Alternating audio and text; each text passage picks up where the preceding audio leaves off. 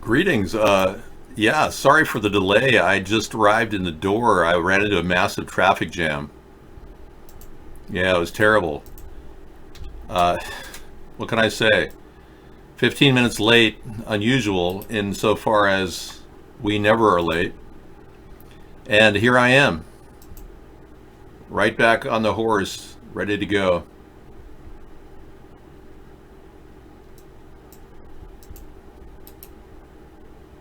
Okay, we're going to go ahead and bring in the background. Yeah, sorry I was 15 minutes late, guys, but it was a hectic drive, I'll tell you. I have never seen so much traffic in Seattle that I'm seeing Friday night. We literally left the airport where we picked up Sarah's family at 2:30, and it took us till this time to get home, almost 3.5 hours cross traffic. We got unsealed Jeffrey Epstein testimony here. Thank you, Scissor Fight. We'll get into the show in just a second. Bear in mind, everything in the show is slowly being processed because I literally just walked in the door. I haven't even had a chance to use the restroom. You can imagine driving down the road wanting to go to the bathroom, right? And here I am, still wanting to go to the bathroom.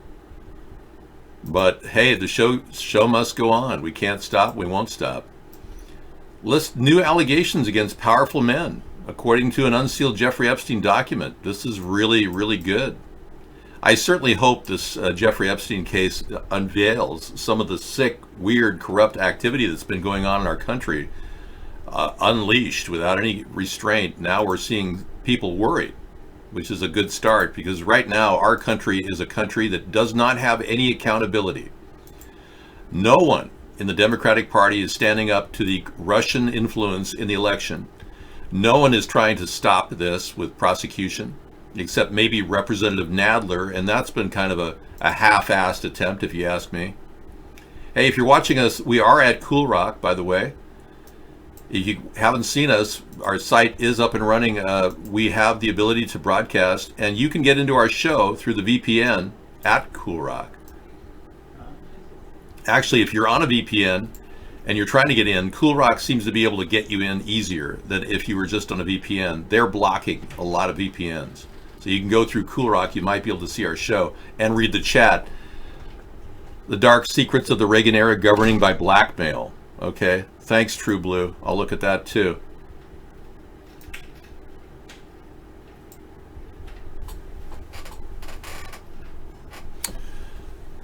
Jeffrey Epstein's mentor, Trump's mentor in the dark. Jeffrey Epstein, Trump's mentor in the dark secrets of the Reagan era governed by blackmail. Wow.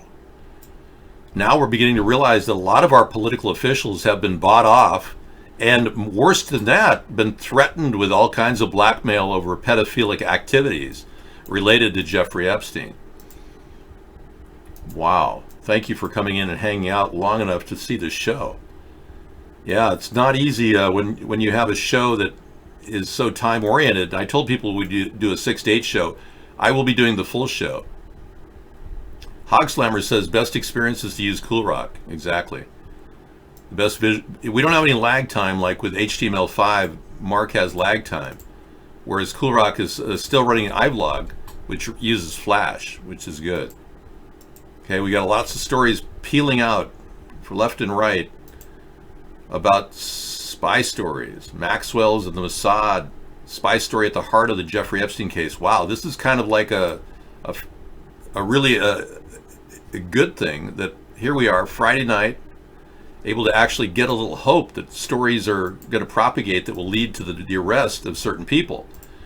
The thing about the Democrats is they put the kibosh on the process of impeachment, which left a lot of us with virtually nothing to talk about over the past 4 weeks.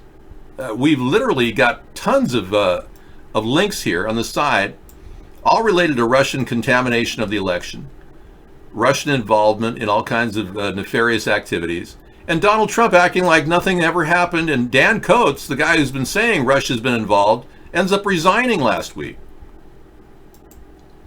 Right. The Flash is still running over at the link CoolRock. What are you, out of your mind? No. It's called CoolRock.com. My God, man, what are you, suffering from some mental problem? How many times have I told you about this website? Link it, link it. My goodness. Are you okay? Are you dyslexic or something? Man, how many times have I told you about CoolRock.com? You couldn't come up with an easier term to remember. My goodness. You might as well say, link Google.com for me, Dave. I mean, really. I think I need a little spritz on my hair, too. Wow. No, I'm just saying. It's like, how many times do I have to talk about CoolRock and you people, link it. I don't know where it is. Jeez. And don't pay attention to this thing in the corner that says insecure site. Ignore that. We're not mining anything. No cookies are being mined. We're not grabbing we're not putting anything on your computer like Mark is. Whatever's going on behind the scrim of CoolRock is not my responsibility. I think maybe he hit the vaporizer too hard and he just like, dude, I don't know where it is. Yeah, it's right in front of you. Anyway, I didn't drive all this way to have an argument about nothing. So let's focus on what really matters. All this information detail that is coming out. You know, this is sad stories about Trump's ICE attacks on people. This has got to be one of the most disturbing stories I've read in a while. A diabetic man dies after being deported to Iraq. Jimmy Aldaud reportedly came to the U.S. as a baby and didn't speak Arabic. He died after he was unable to get insulin, his family says. Trump basically stuck an old guy who had been a baby when he arrived here, so he wasn't a U.S. citizen, stuck this old guy back in a plane back to Iraq where he died from lack of insulin. Isn't this insane? Well, let's be clear. Pues yo trabajo en esa planta por 19 años. Justo iba pasando frente a la planta cuando vi que estaban las personas de migración ahí, que estaba el helicóptero. ¿La subieron al bus? ¿Ah? ¿La subieron al bus? No sé, ya no la veo. Ahí está, ahí está. Come out here for a second. Come here. All right. So here's the thing. You speak English. All right. Perfect. All right. Look, here's the deal. All right. She just went. Her mom just got on the bus. All right. We took her mom's documents. Okay. She's going to be processed because she doesn't have papers to be here legally. Y pues la niña, ¿cómo está? La niña está deshecha por su mamá. Todavía no sabemos si la van a dar, si va a salir. La niña vive en mi casa con su mamá. La niña está mal. Está muy triste. Estamos esperando la llegada de su mamá. She'll have to see an immigration judge. She'll be released this afternoon. Okay.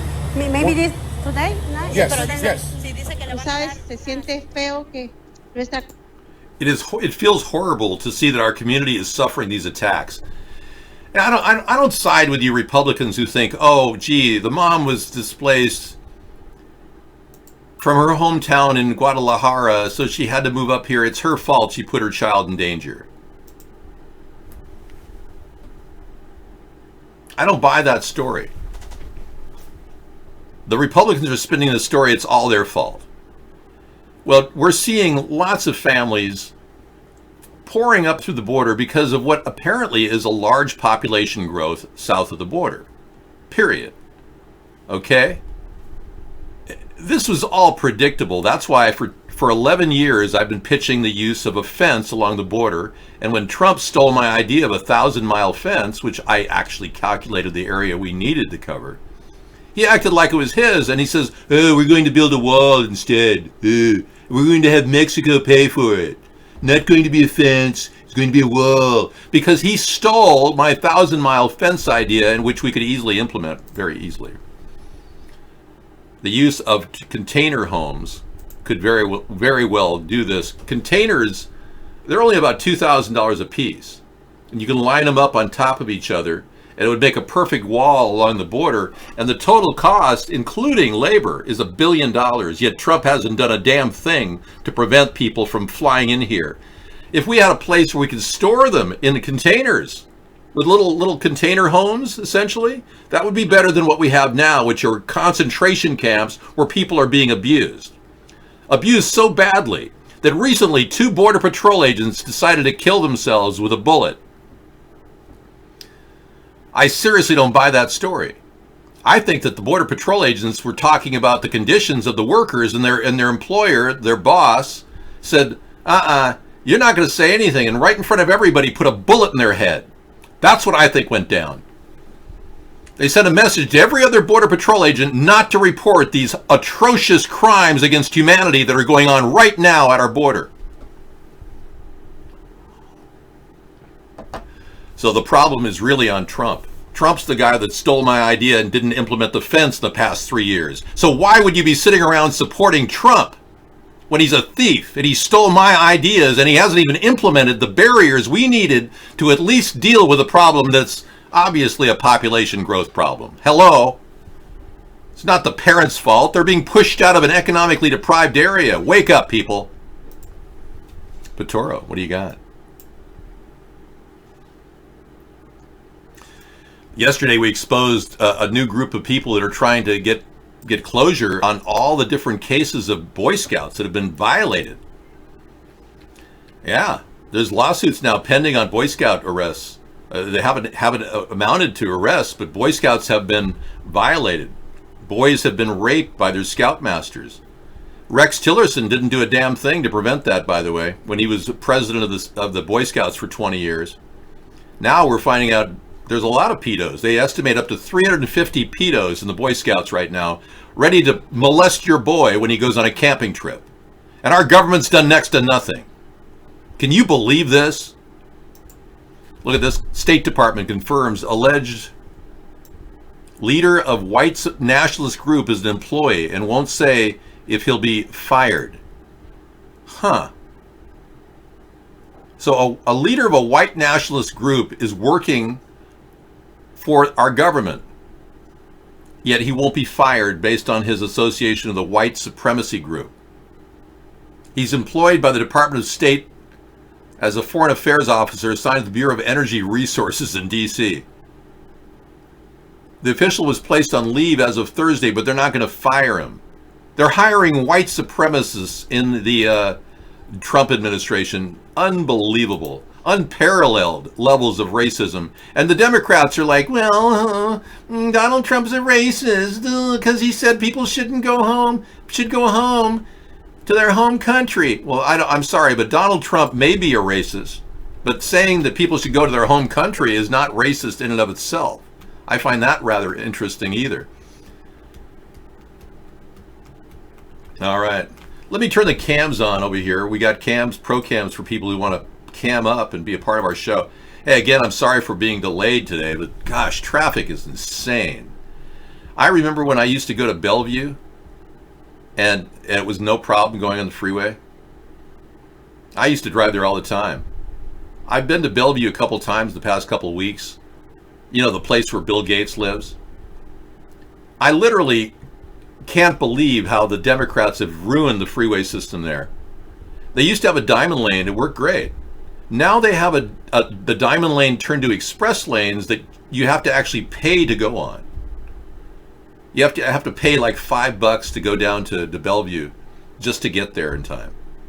They're trying to monetize everything, these Democrats, because they're running out of money. They keep borrowing money to finance the ridiculous contracted construction jobs, and they just keep ripping people off every way they can. A new way to rip people off, get rid of the diamond lane and turn it into express lanes. Boy, they screwed everything up there.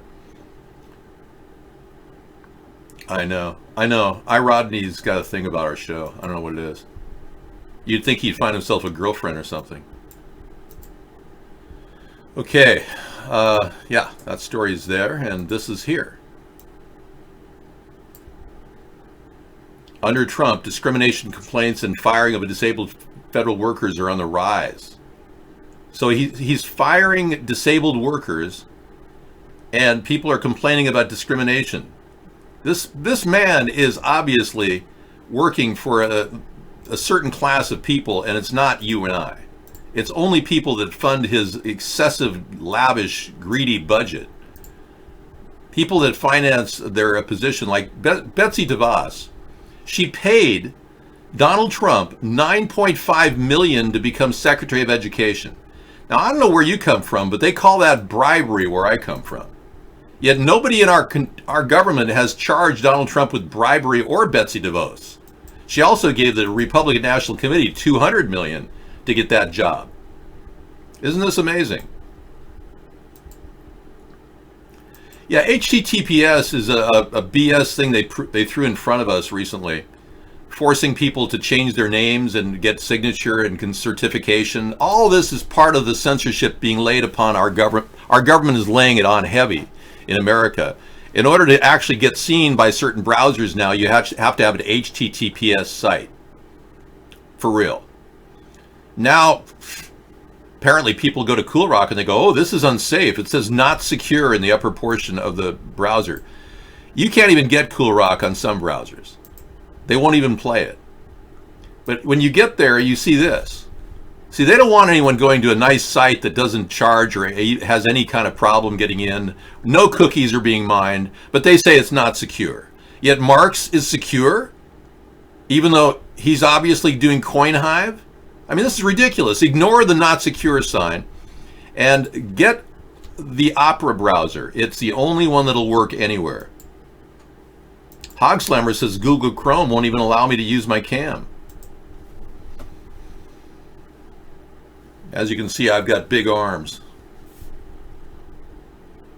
Are you working as a cleaning lady? Huh? What? I'm wearing a Giorgio Brutini's shirt that I happen to leave open today, okay? Because I just got back from a ridiculously long road trip through God knows what, hell? Seattle? NYP EMT says, if they say, yay, spaghetti, they're off to the unemployment office.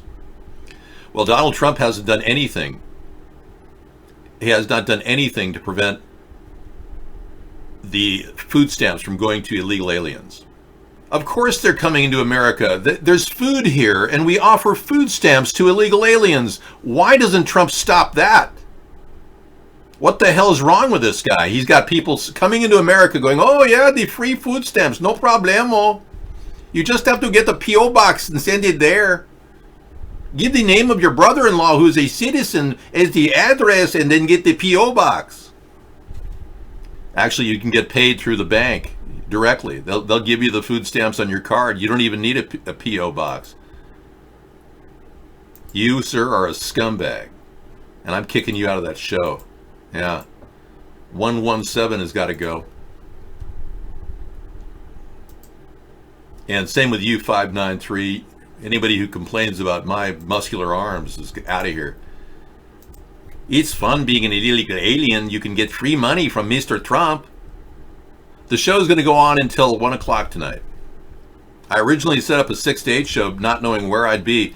Essentially, let me tell you what happened. Sarah's family came in from various parts of the country, and they couldn't get a shuttle service to drive them from the airport to our home. Yeah. Yeah, grab a beer, relax. They couldn't get a shuttle service to drive. There's just so much activity here in Seattle that they couldn't even get on a shuttle bus. So we picked them up at the airport. And we have this special parking lot you can park and wait for a cell phone call from your family member. And it works great. I mean, here's an example of technology working really well. Airport taxis are extremely expensive. Shuttle services are like $75 to go one way. So we picked them up in our mobile travel center. And now iVlog is kicking out our operators. People can't even get into iVlog. That's becoming impossible. Add the One says iVlog keeps kicking me out, Dave. I know. What can I say? We're being censored at all levels right now.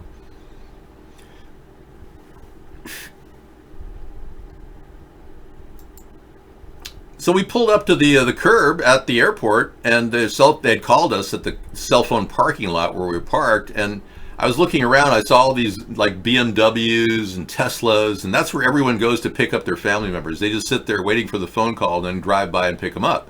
It's a great way to do it. I mean, it's very efficient. Okay, let's take a look at some of these stories that have migrated to the top of the heap. Accuser. Right? Jeffrey Epstein's accuser names powerful men in alleged sex ring. Okay, let's take a look and read some of this with you.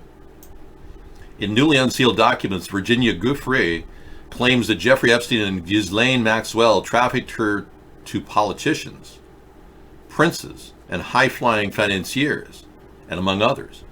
Wow.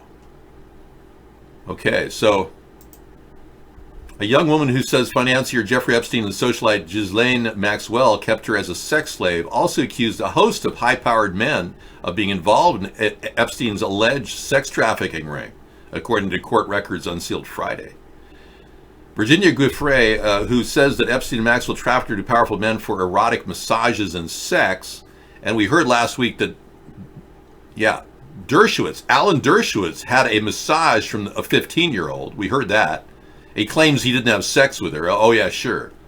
He claimed in depositions in 2016 that Maxwell directed her to have sex with former New Mexican Governor Bill Richardson, Britain's Prince Andrew, whom she has accused before, wealthy financier Glenn Dublin, former Senator George Mitchell, and now deceased MIT scientist Marvin Minsky, and modeling agent Jean-Luc Brunel, as well as another prince, a foreign president, as a well-known prime minister, and the owner of a large hotel chain in France.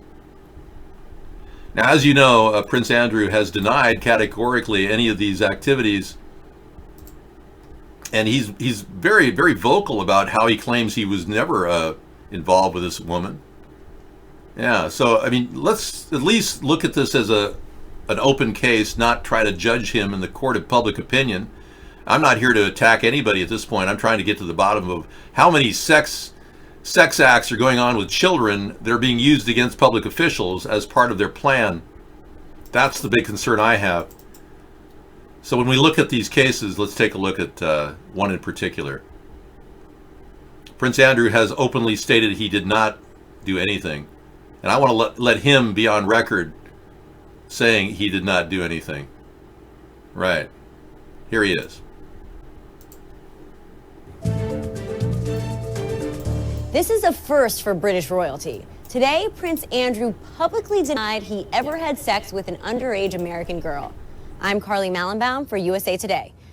Prince Andrew is in Davos, Switzerland every year at this time for a British trade reception.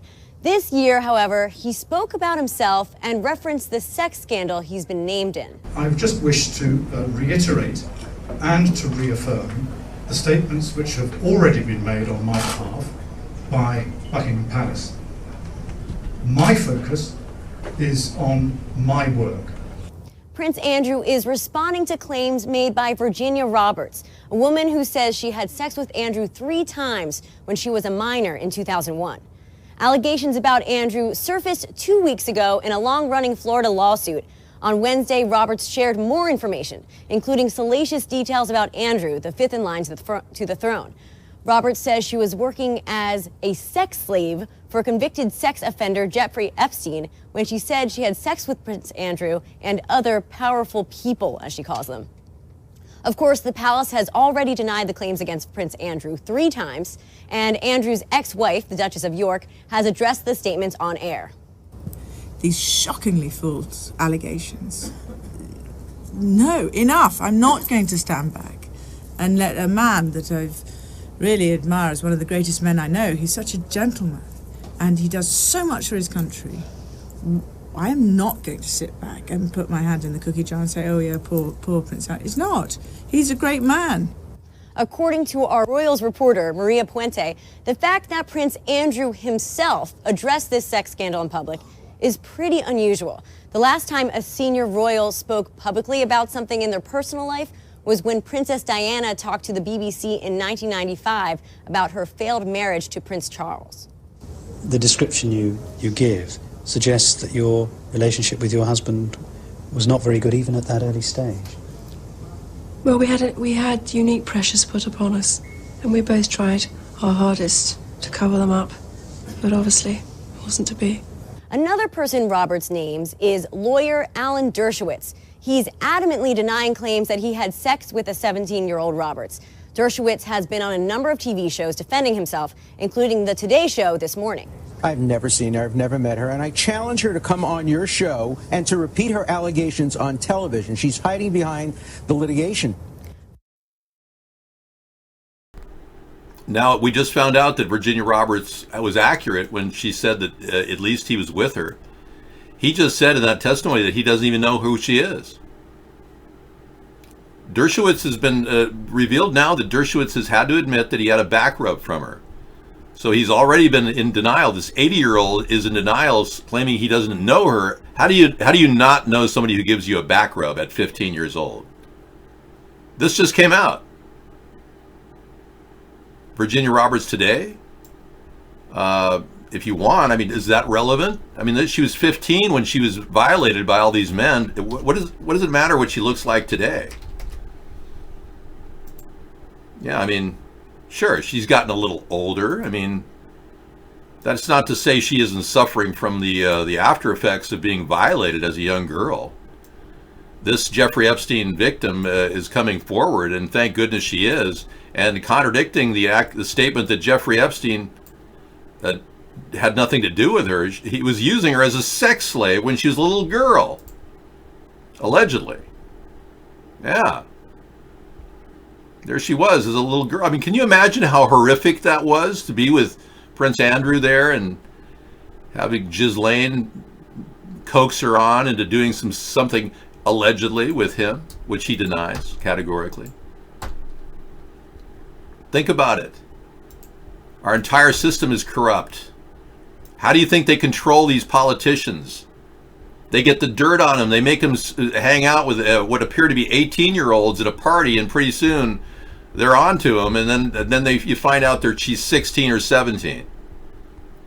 Well, I'm not talking about your personal life. You guys make your own decisions about your own personal life. If you want to act immorally, you're going to be prosecuted to the fullest extent of the law. Exactly, and they're vulnerable at that age. So it's incumbent upon all of us to realize that the laws are in place to protect women who are under 18, and men too.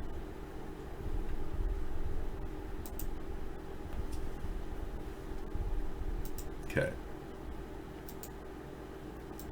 Well, you're not stating anything new, KY Poopy.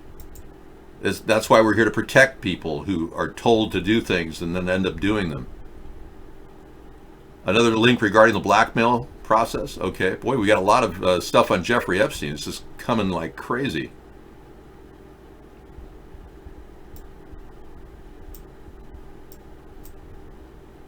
It's like story after story. Well, it's good. It's filling a gap because the Russian collusion story has been dropped by every leading news analyst in the country.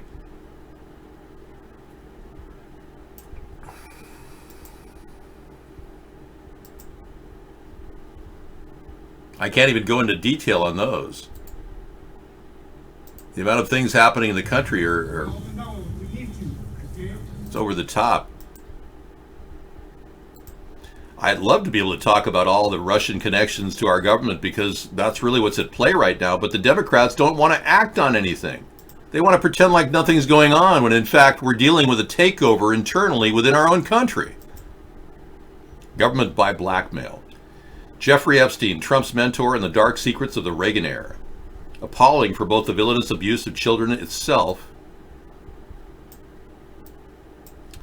and the chilling implications of government by blackmail, this tangled web of unsavory alliances casts a lurid light on the political history of the U.S. from the Prohibition era right up through the age of Trump. Wow. This looks like a really good article. Jeffrey Epstein, billionaire who sits in jail on federal charges for sex trafficking of minors, has continued to draw media scrutiny in the weeks after his arrest on July 6th. Part of the reason for this continued media interest is related to Epstein's alleged relationship to the intelligence services and new information about the true extent of the sexual blackmail operation Epstein is believed to have run for decades. Now, what's interesting about this article, if I do a word search for the word Mossad, let me see if I'll find anything on the page.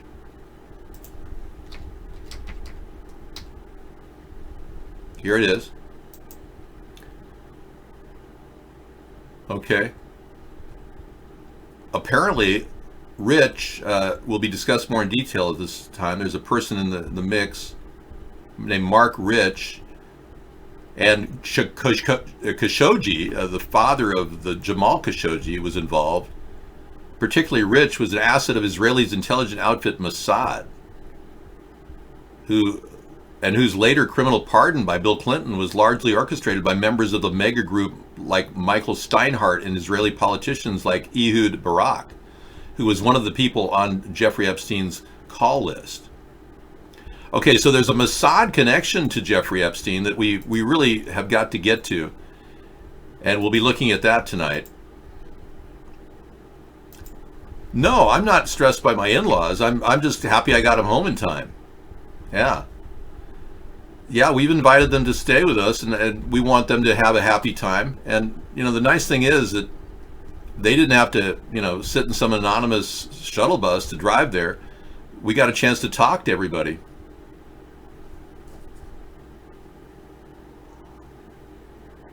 Yeah, I really enjoy having her parents and family members, and, just because I think that Sarah's been very kind to have been with my family and my family members over the years. And it's kind of nice to be able to give back a little bit. When I first met Sarah, my parents were quite ill. And for the 2 years that she got to know my father, and the 1.5 years she got to know my mother, my parents were in some of the worst times of their life. And Sarah was like an angel who came by and gave us this wonderful, just refreshing view of her kindness. And it draws real empathy from me, because I really want to return the favor in some ways, because she was so wonderful with my family. There's no laws around here. Everybody's free to do whatever they want, We're not living under a house rule or anything. Yeah. Oh yeah, Sarah was just like a joy to have in our lives, and my parents really never had that kind of an experience with a woman of her age, because when I met Sarah, she was 20 and I was 38, and it was really wonderful to have her in the home while I was dealing with some of the worst healthcare crises I've ever seen. And many of you would be shocked at all the things I had to deal with my parents. Most people farm them out to nursing homes. But I went through every single step of the way with all the doctors and did everything I could as a son to help my parents get through life as best they could. And I can tell you with certainty that Sarah brought joy and a wonderful, positive experience to my parents in the worst years of their life. Yeah, there's an 18-year difference between the two of us. I met Sarah when I was 38 and she was 20. Yes. Sure thing. No, my Honda does not smell like anything anymore. I've completely removed any smells from the Honda, and it was rated at an A+ rating for my smellometer. I hooked up an olfactometer to it, and it smells really good. It smells better than your butt. David, I'm concerned that someone broke into my house, stole everything, and replaced it with all exact duplicates. What should I do? Go to a mental hospital and check yourself in. Because you're obviously overworking this theory that somebody stole things from you. Nobody put duplicates in their place.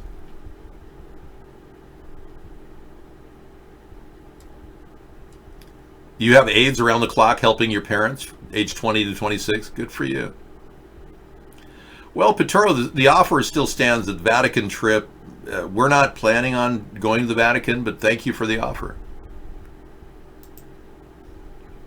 Hey, here's what they do to prepare for false flag events in El Paso. You didn't see this on the main screen, but they had a meeting 3 or 4 days in advance of the crisis event we call a shooting, in which they told people, you know, to gather here, and they taught people how to react.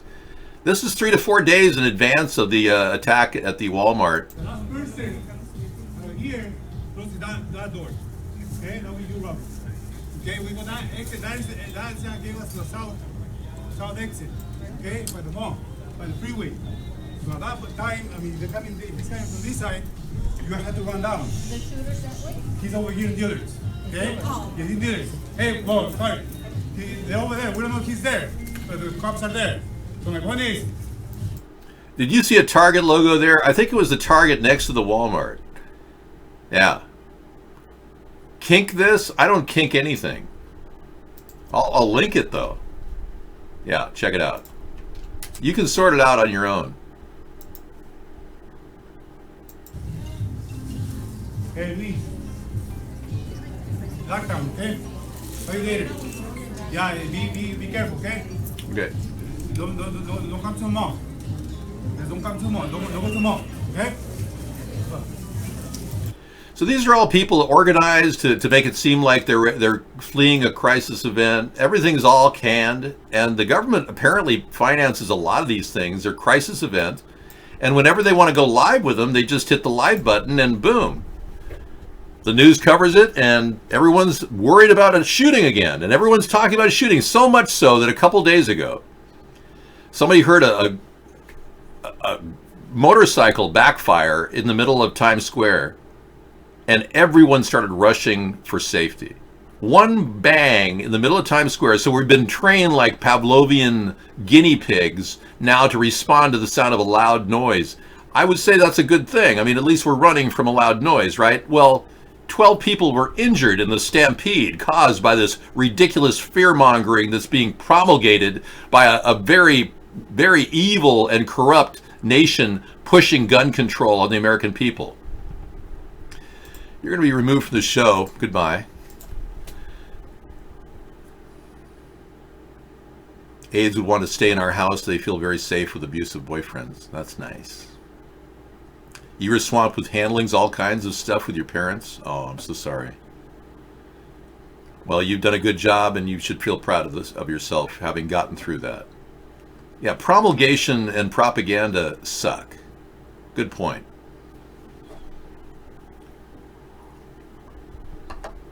Scissor Fight pulled up amazing footage of all the pre-announcements of this attack in El Paso, or Dayton, Ohio, rather. Look at the video he created.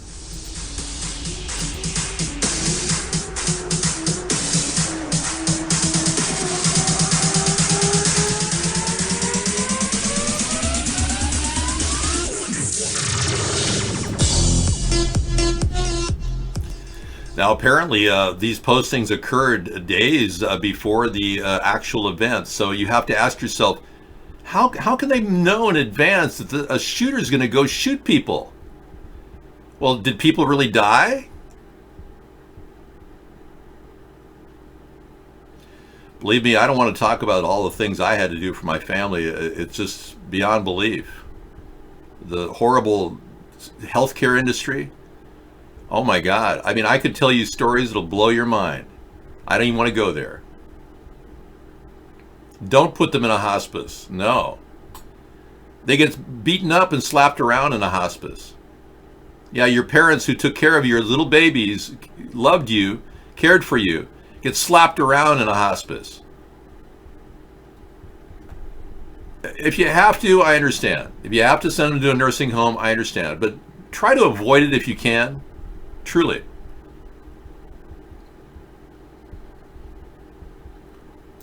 I don't know, man. I got a lot of black people watching the show. We do. We got a lot of people who come in the show are black. I don't have it. I'm not in any way racist. I've never been racist my entire life. So see all the different cases that he's got? Proof, positive, that things are being posted 2-3 days in advance.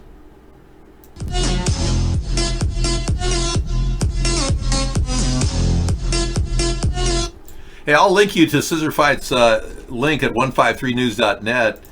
Check it out. He did a lot of good work on this. Thank you, Scissor Fight, for all the work you do. And you know, you are a pretty busy guy, and I really appreciate you fitting us into your schedule. You got a lot of business happening right now, which because you're such a good business, you know what you're doing. People want your work. Thank you very much. Yep. We realize that a lot of you have personal lives that are just overwhelming and oftentimes take tremendous amount of effort just to get into the show. So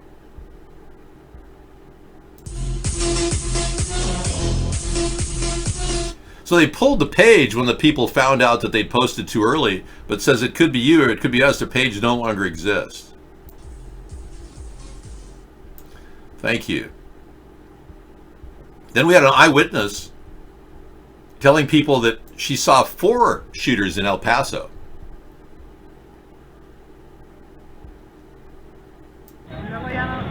Cuando ya íbamos a pagar, mire cuando entraron unos hombres con pistolas disparando a toda la gente. ¿Eran varias personas? Más que una persona. Ok, por lo menos 2. Como 3 o 4 personas. Ajá. ¿Y cómo estaban vestidos? She said there were at least 3 or 4 people. Yeah, she looks legit, actually. She doesn't look like she's receiving money from GoFundMe. She looks like she's being honest. Okay, so you saw more than one person dressed in black shooting inside the Walmart. ¿Andaban ya uniformados como policías o...? No les vi la cara, solamente les vi abajo para traer. Yo los vi. So 4 people were dressed in black, and yet they only arrested 1 guy? Huh. And the Dayton, Ohio guy, he was shot, killed. So he's no longer a witness, but apparently they've apprehended some poor guy who knows what happened to him. Yeah, 3 to 4 people were shooting, according to her, but oh no, they only got 1 shooter. You see, the dialogue and the controlled talking point is that they only need 1 shooter to scare the living daylights out of everybody, so they hide whenever they hear a backfire on a motorcycle. So of course people are going to scream and run whenever they hear that. So now we have a society of trained scaredy cats running around, and I don't blame them really, bumping into each other, roaming, literally walking on top of their bodies and creating a huge problem, like when people scream fire in a theater. It causes trampling of people and people die at the door. So it's illegal to call fire in a theater. Well, it should be illegal for them to create false flags without any evidence of it happening to scare the living daylights out of people. You have been removed from the show. Do not come in unless you are an honest supporter. Remember, folks, we got ex-Democrats and ex-Republicans in here, not Democrat suck-ups, not Republicans who suck up to Donald Trump. I don't want you in the show. Get out of here. If you haven't woken up to Trump's evil corruption by now, you're an idiot, and I don't want you in the show. Because apparently we're the only ones towing the line, because the Democrats, they don't even care if Russia was involved in our election or had bribed or blackmailed Donald Trump. They don't even care, because they themselves, the Democrats, are getting bribed and blackmailed themselves. Hi, how are you? People are getting more and more hysterical, I agree. I know.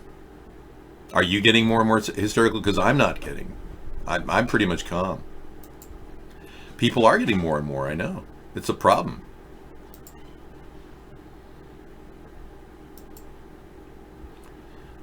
You know, again, talking about the shooter in an incident that can't be verified is like discussing the type of cheese they sell on the moon. Yes, I'm going to use the restroom. Okay. Thank you. You're able to get that? Yeah. Oh, wow. They have it ready to serve?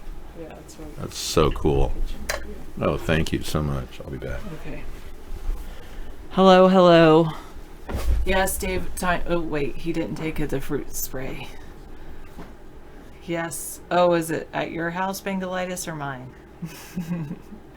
Hello, NYPD1. Nice to see you. And Bengalitis and True Blue. And New York EMT. Zelfire, you see why preppers took off to get away from Anne? I don't know who Anne is. Wait, what is David? What do we have here?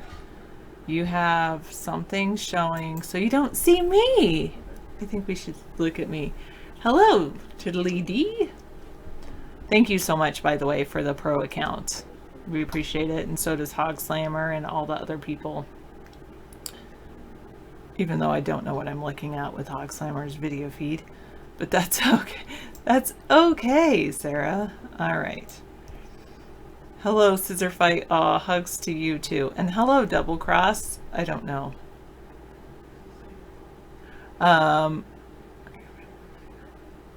Yes, but everyone learns about chemtrails when visiting. That's true. Gotta learn about those chemtrails and other things.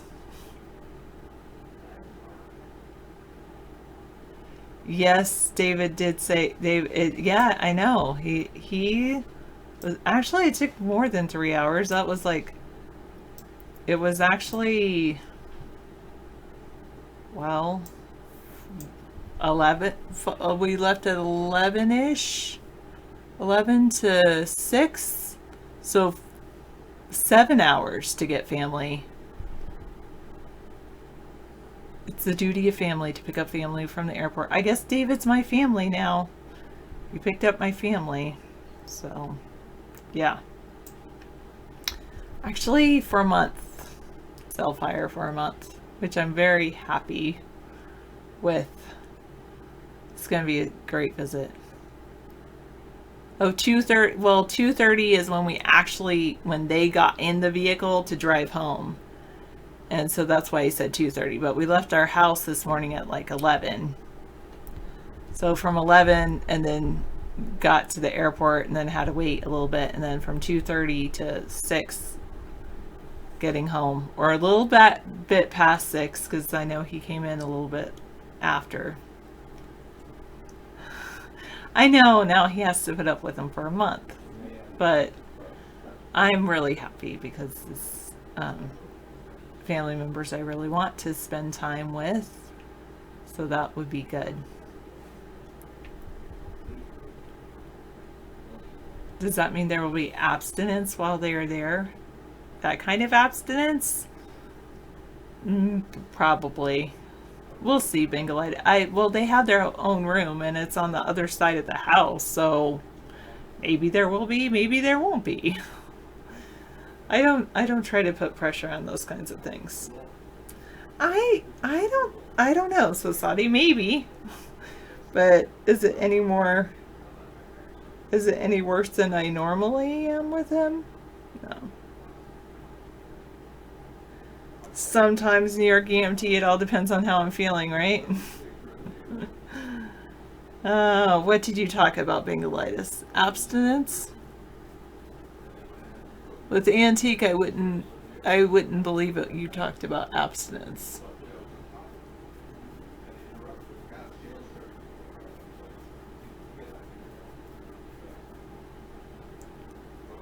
Oh, really? Well, I thought you did too, Antique. But he knows it'll go no further than a crush because I'm with someone. What are you shaking up, Hog Slammer? You got a good protein drink there? I think that's what it is. Thank you, Johnny. I look lovely tonight. So yes, coming back from the airport, it was quite a journey. Quite a journey indeed. But I'm very happy, and David's like, well, yeah, we can pick him up from the airport because I just drove like so many miles for you. All the way to Washington, D.C. You're drinking root beer flavored protein scoop in whole milk. Oh, I like root beer floats. That's probably good. You're not making gains, you're just trying to maintain your weight. Some people are trying to lose their weight. Good. Thanks, Bingalitis. You're giving Anne's resume to Match.com. I like watching dating shows. Or, well, I just finished watching on, I have Amazon, and I really, well, I'm not legally married, but David's parents are no longer living, so there you go, Sosadi. So David just has to deal with my parents now. My family.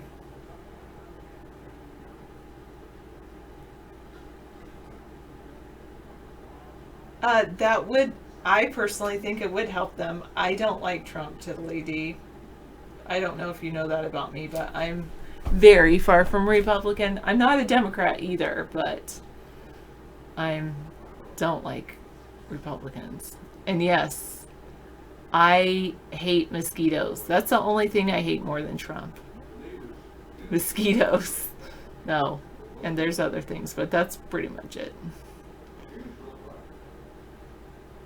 You're right, more than half don't want impeachment. Why not, though? Worms are way better than mosquitoes. I love worms. Especially red wriggler worms that make compost. But I do not like mosquitoes. I so appreciated, True Blue, the link that you sent about mosquitoes being like the deadliest animal in the world. Pretty interesting. It was very interesting. All right. Oh, I love Bingalitis. I love that you can tease around with Antique. He needs someone like that.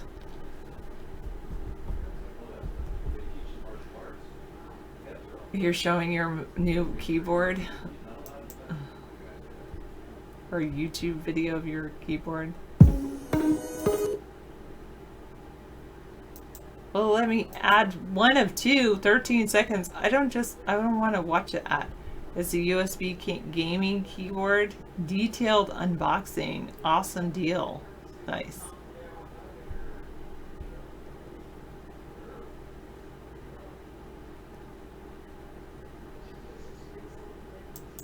All right.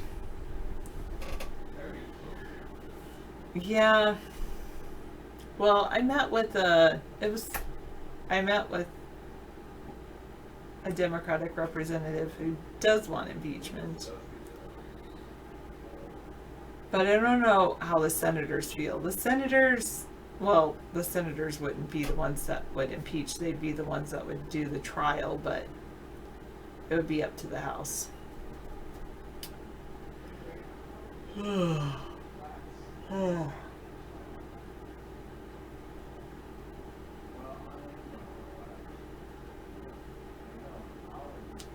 Who is the cutie in the chat? Well, down there is Hog Slammer. Is that who you were talking about, CBD man?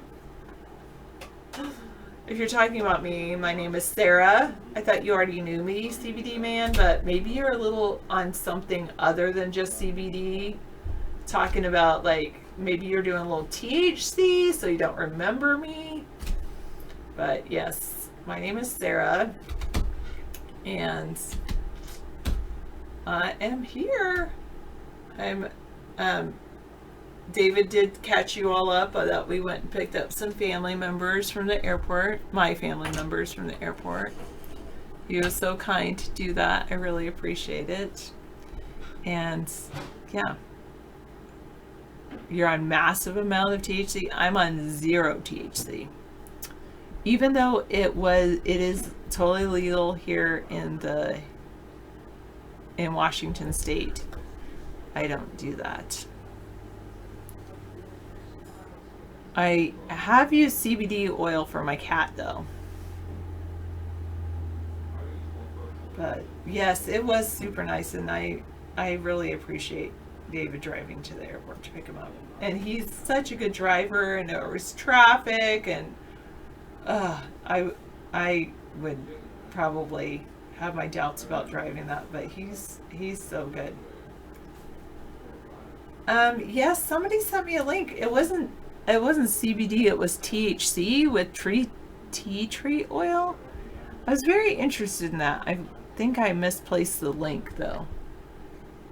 I'd have to go through all of David's links in my history to see if I could find it again and maybe order some. But it was a little bit pricey. But I wonder if it didn't have THC, I might be still interested if it was just CBD. No, this is my chair. If you heard a squeak. Amber is super clean. She is such a soft cat. I think she's the softest. I could tell Amber like she's the softest. I've never felt anything softer than Amber. And I don't give her any catnip at all. No catnip allowed for Amber. No, it will spike her heart rate. So she's going without catnip. Yeah, okay. I don't know. Your pizza is ready. And okay. Way to get it while it's hot. Thank you so much. Will do. Thank you for I had 2 pieces already. Wow, you just nailed that. Well, they make this incredible Little Caesars double crust pizza. It's the mozzarella's in the crust. Brilliant innovation. Brilliant. And it's still like $9, right? $9 gets you a large single topping pizza, but with the mozzarella in the crust. It's just so good. Little Caesars, yeah. And driving across country, we were expecting to see a Little Caesars on one of the service plazas, but not one single Little Caesars at any service plaza. They would clean up if they opened up retail outlets and service plazas, because people love ready-to-go pizzas. I mean, just they fly out the door at $9 a piece, or I guess their special is $5 or $6 for their regular pizza. That's where Little Caesars built their entire business on the backs of cheap pizzas. But they have a good crust. Yeah, it's not a thin crust, but it's decent and it's just really good. Yeah, regular pepperoni's $5.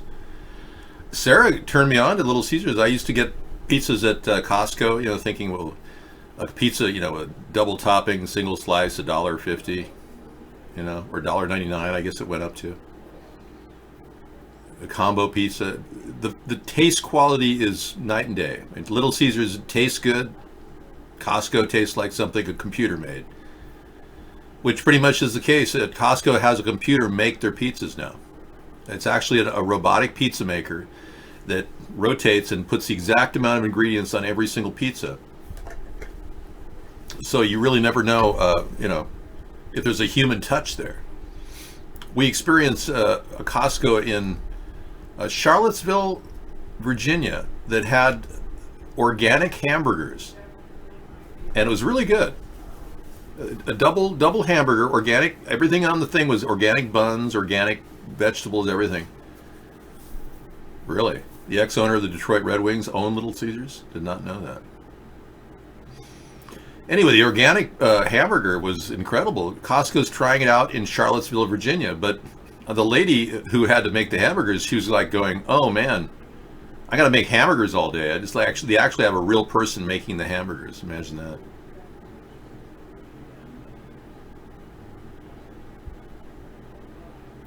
So this is unrelated, but Add the One has a personal story because he's been, in a wheelchair and he's been in the hospitals. They said that when he was in the hospital, they made you pee on yourself because you can't walk. So they said, well, just clean it up. Just go on yourself. Can you imagine being treated that way? I feel so sorry for you, man.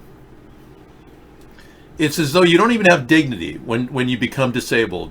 And in your case, you've battled through this for your whole life, and you've had to deal with all these problems as a result, not to mention the difficulty of being disabled, but then to be treated that way.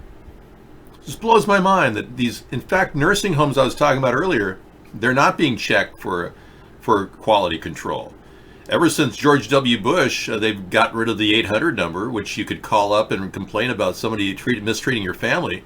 There's no number anymore to call up, like 1-800, they're beating my grandmother, help me, you know, that kind of thing. We should at least have an 800 number where people can report crimes, but they don't even have that anymore. Well, I can tell you that they've got a really good chance of beating out every one of their competitors if they continue moving in this direction. Now, as you know, we run our show through VPN now, so they cannot possibly find our IP address. Yeah.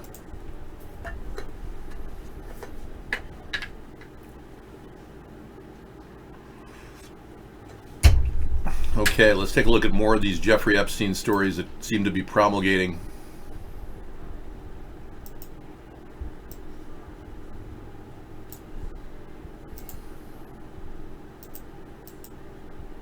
I was telling Sarah that ever since the Democrats decided to give up on any prosecution of Trump, the news has been kind of dead. I've got all kinds of information about Trump's relationship with Jeffrey Epstein. But the Republicans want to make it seem like, oh, that never happened. So it's interesting to note that the sealed paperwork has been revealed, and his accuser has named powerful men in the alleged sex ring. Virginia Giuffre, but none of the men named in the deposition have been charged with a crime or even sued in civil court in connection with the Epstein case. It's simply the deposition represents Giuffre's allegations, and the court documents unsealed on Friday do not contain any corroboration or further details, though many documents still remain sealed. So there's been a concerted cover-up of everything involving the sex ring that Jeffrey Epstein was involved in, which means the Mossad is definitely involved. The powerful Jewish elite in our country are definitely involved in this cover-up. No one wants to be named, and will this guy even survive? That's the question.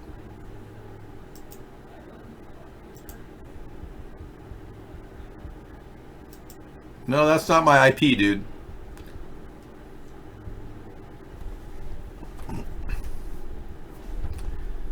Good. We've got improved audiences around the world on UHF, VHF, and MHZ. Thank you.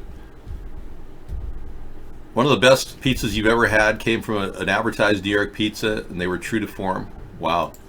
You know, I've never had a good New York pizza. Everyone tells me, oh man, you got to have a New York pizza. You know, all I ever had from a New York pizza was a cheese pizza. Now, we believe Hog Slammer may be having too good of a time here, so let's take a look. He's enjoying the live camera footage over there. What's happening, Hog Slammer? What's going on, man? Apparently your audio isn't working. Huh. I don't know why. Maybe on your end. He's having too good of a time.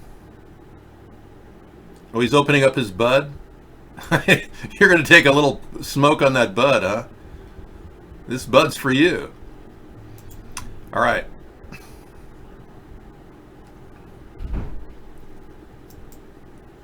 This guy, Hog Slammer, did that? I don't think so. So if I get to New York City, you got to go to Little Italy, Mulberry Street. Then you get a real New York pizza. Yeah, well, I've been to the best New York pizza store or Italian restaurant in the world. No longer in existence. It was in New York, called Mama Leone's. Yeah, Mama Leone's was the premier Italian restaurant of all times. I went there during its heyday, and I can tell you that was a New York pizza. Yeah. Now all I see are these cheese pizzas that people put olives on. It's like, what? Kick on the round blobs. I'm doing that. I'm trying to kick on the round blobs. Oh, there they are. Okay, thank you. That's fucked up, dude. What are you, smoking a joint? Well, he's lighting something up. It could be a cigarette for all I know. Yeah, you're welcome. Thanks for telling me about those brown blobs. I forgot about those. Well, everybody loves a good pizza. And Sarah took me to a restaurant.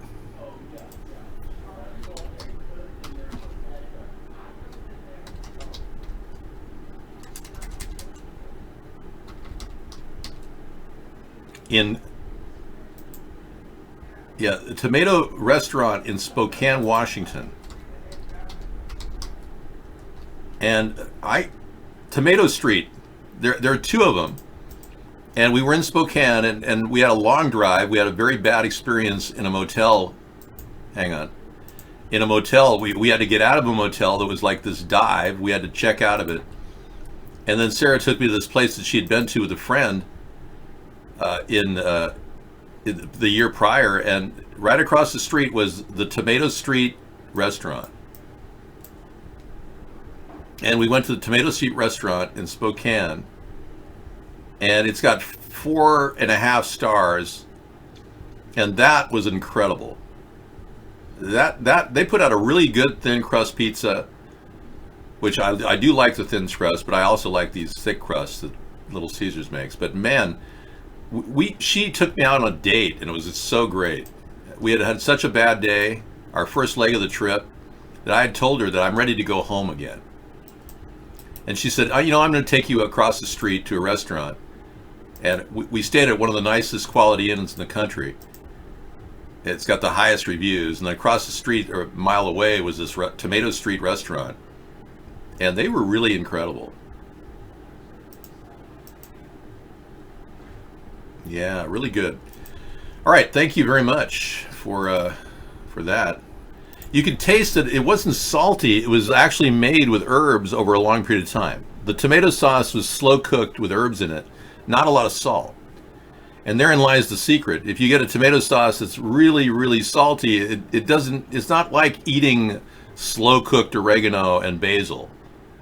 And there's something about that really makes the pizza sound really good. I don't know what he's got, but he's working out. He's got his whole exercise routine going on in front of the screen. So as long as he doesn't show his body parts, he's okay. Right, my hair is designed after Justin Bieber's hair from 2010. I actually started modeling my hair after the Justin Bieber look because I wanted to look younger. So now that I have, at least the 2010 look mastered, I think I'm on to the new look. What did he do with his hair now? He's losing his hair, right? He's prematurely balding.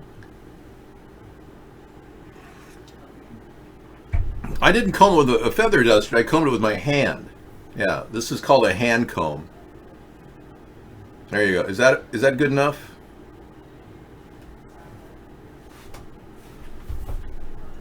Thank you. I've been to Oakland, yeah. The original hot dog shop on Forbes Street? No. My only experience with Oakland was landing in a plane and having some guy step on the plane with body odor that filled the whole plane with his armpits. That's all I remember about Oakland. Oh, Oakland and Pittsburgh. Different Oakland, sorry. Hola, there are 6 Mexicans watching me from El Paso. Please say hello, señora. Hey, hola, buenos noches, señora. Hola, buenos. I feel for the people that are having to stay in concentration camps at our border that Trump is hiding from the American people. I really do. I actually think that Cortez, she was airing her concerns. I too feel her pain, or at least not really her pain, but the pain of the people who are suffering, not the people trying to make money off of exploit the whole thing. But I feel the pain of the people that are suffering because I know that they're being put into rooms at 45 degrees with their family, told to take their clothes off, just like Nazis did to Jews. And then they're dumped into a room that's like 95 degrees and forced to sleep with no blankets and not even a mattress. Yeah. They're given Mylar blankets and zip ties and wet wipes. That's all they have. And you Republicans stand there and claim it's all their fault for coming into our country. You would have been great. You Republicans would have been great in Nixon's, Hitler's, a little Freudian slip there. In Hitler's world, you would have all been Nazi sympathizers. All you Republicans would be just like Nazis today. You don't care about people, just like the Germans didn't care about the Jews. Yeah. You just sit there thinking you're okay, so it doesn't bother you, so it doesn't affect you. What do you care if they've got wet naps, zip ties, and Mylar blankets? You don't care. Let's talk about the real problem. When Germany was overturned by Western forces, we went in there and many people died under the occupation because we couldn't get enough food to people fast enough because Hitler had left people dying of all kinds of typhus and countless other diseases. Only 29 people were executed in Nuremberg for their crimes against millions of Jewish people. Only 29 people were named and charged and executed. The rest of all the Nazis escaped. And guess what they did? You're not going to believe this. They escaped to Argentina, Brazil. The Vatican supported them, got them in. And many of them who came to America claimed to be Jewish. These same Ashkenazis who now profess to be Jewish were Ashkenazis back in Germany. So they successfully erased the meaning of the word Nazi, and they somehow made it seem like Nazi represents National Sozialism. It's actually pronounced Natsu. Not Nazi, but Natsu Sozialism. There's no reason why they would call Nazis Nazis because they represented the National Socialist Party. The real reason was it's a shortened term for the word Ashkenazi. Now there's another definition that's even more obscure and disturbing. They claim that somehow these the Nazis were somehow called Nazis because it was a bad word that they called people, short for Ignacio. You'll read that in the wiki, you'll see it. It's supposed to be the reason why people were called Nazis in Germany, because they somehow were being made fun of, called Ignacio. Come on. Even Hitler deplored the word Nazi because it represented the Ashkenazis, who he was one. Himmler was an Ashkenazi. Goering was an Ashkenazi. All of Hitler's henchmen were Ashkenazis. So now the Ashkenazis who are in America want to be called Jewish, even though they're not related to Abraham through their mother's lineage. Isn't that interesting? And now you're wondering why we've got a problem with the Nazis in our own country. Yeah, I heard that. Biden slipped tongue yesterday. He said that white people are smarter than black people. We don't know what's going on with white people and Joe Biden. I think if Joe Biden could do a color change right now and change it to a black person, he probably would. What about Biden saying that white people are smarter than black people? Everything Biden says is coming out of an Alzheimer's patient, so what does it matter? You know that Joe Biden has had 3 major aneurysms and brain surgery. You're aware of that, right? Thank you. Everything he says cannot be taken seriously because the guy's had serious brain injuries. Well, let's be clear. Even Barack Obama didn't even support him or in any way encourage him. Here he is, Biden saying that poor kids are just as bright as white kids. That's what you meant to say, right?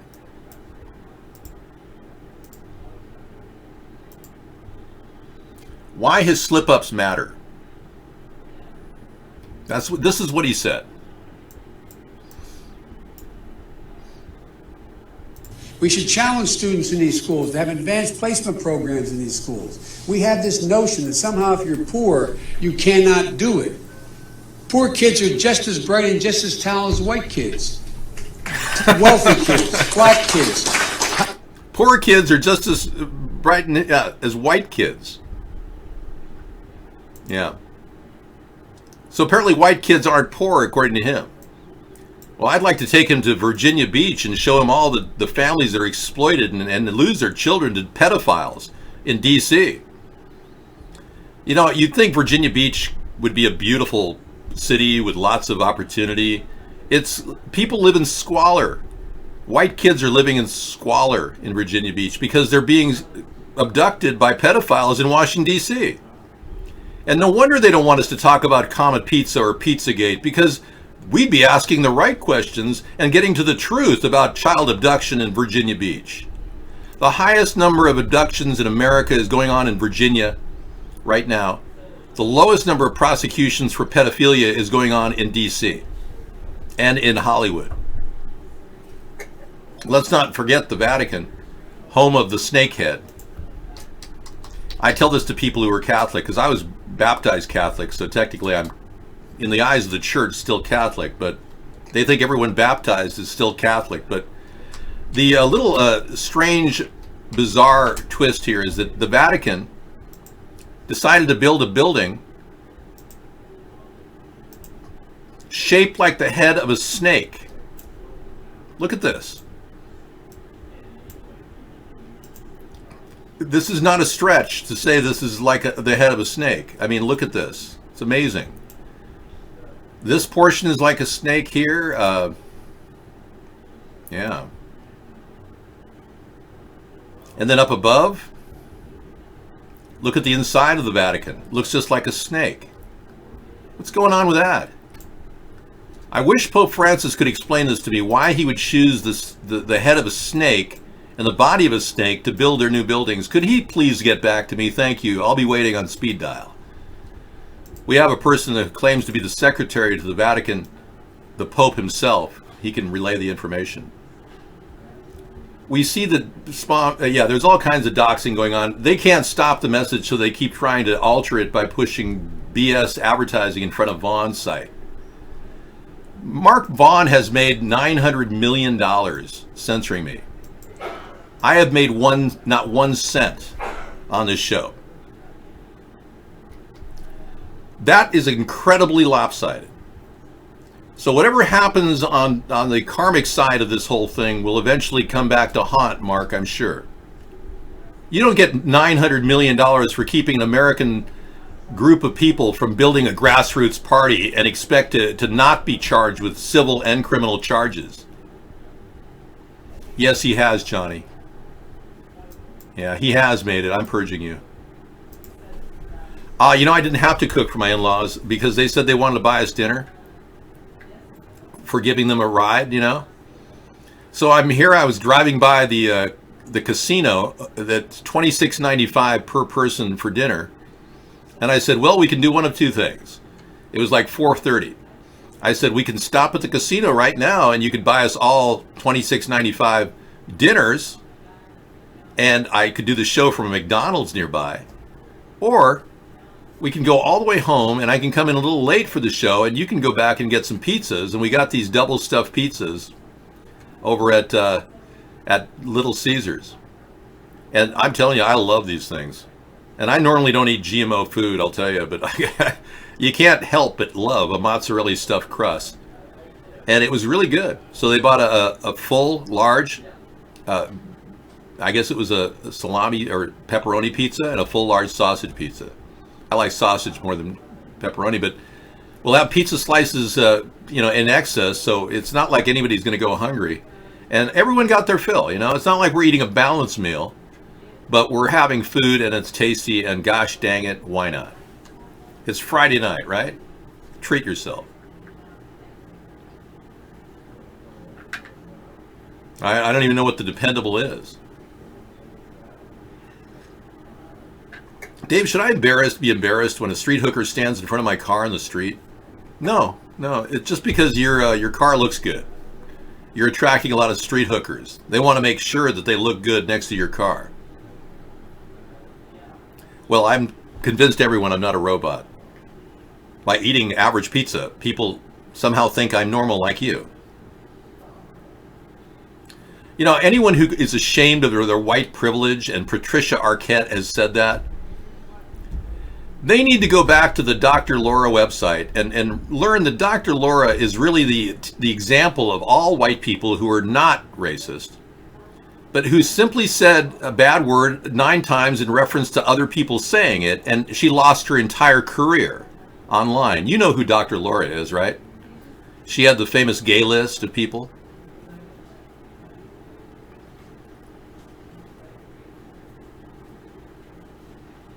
Rex, thank you for sharing your moment with a black hooker and being with your grandma. You couldn't exactly take her up on the offer. Yeah. Nice to hear your personal stories, Rex. Yeah. You know, I don't remember when they showed porn movies and drive-ins in the 80s because, frankly, I never even knew that. Yes, the famous Dr. Laura Gay List. But Dr. Laura lost her entire career over somebody asking about the N-word, and she repeated the N-word in reference to it like 7 times in her show, and she lost syndication around the country. And now I think Dr. Laura is syndicated on her own website or something.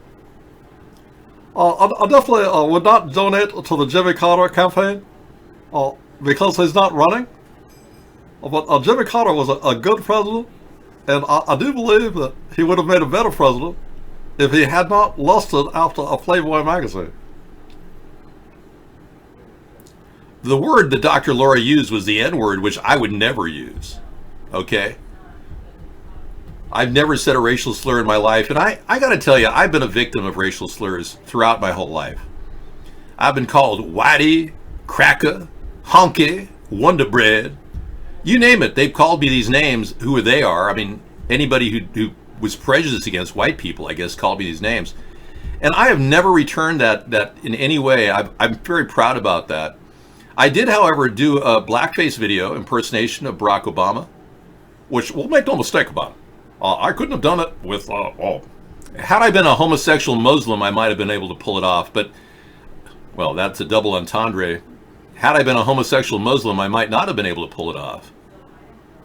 But in any event, the fact that I did that, people think in the Democratic Party that I'm a racist. I mean, excuse me, whatever happened to free speech? I know it was one of the best videos ever. Barack Insane Obamas. Broke Insane Obamas. You can download the Blackface 2 at my website. Yeah, it's youtube.com/David John Sponheim. Jon. Asian kids. No, I really mean it, but think how we think about it. We think now as white kids, wealthy kids, black kids. You cannot do it. Poor kids are just as bright and just as talented as white kids. Wealthy kids, black kids.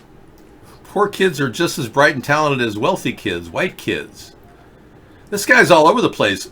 I think the aneurysm is kicking in and his brain is like misfiring. CBD, man, we're not allowing any use of the N-word here. You've been kicked for a while. That's a 5-minute timeout. Oh, I'm sorry. That's a 1-hour timeout. Yeah. Joe will be president if we don't step up and build this third party. There's no way Donald Trump is going to get enough votes to win this election. Very few people would even think of voting for him after his corrupt connection to the Russians and the sex tapes and the way he committed adultery and never even apologized to his wife, Melania, who he calls it. Yeah. Joe Biden, yeah. Can you believe this guy? Asian kids. No, I really mean it, but think how we think about it. Yeah. We think, no, we're going to dumb it down. Yeah. They can do anything anybody else can do, give it a shot. Yeah. They can do anything anyone else can do, give it a shot. You know, I'm so tired of the apologetic white guilt thing that the Democrats put out. The Democrats are actually trying to punish anybody who speaks out as a white person. That's why America's Third Party is not in any way a white party. We're open to anybody of any color because we're preaching more opportunity for people of any color. Not just blacks, not just whites, but any color.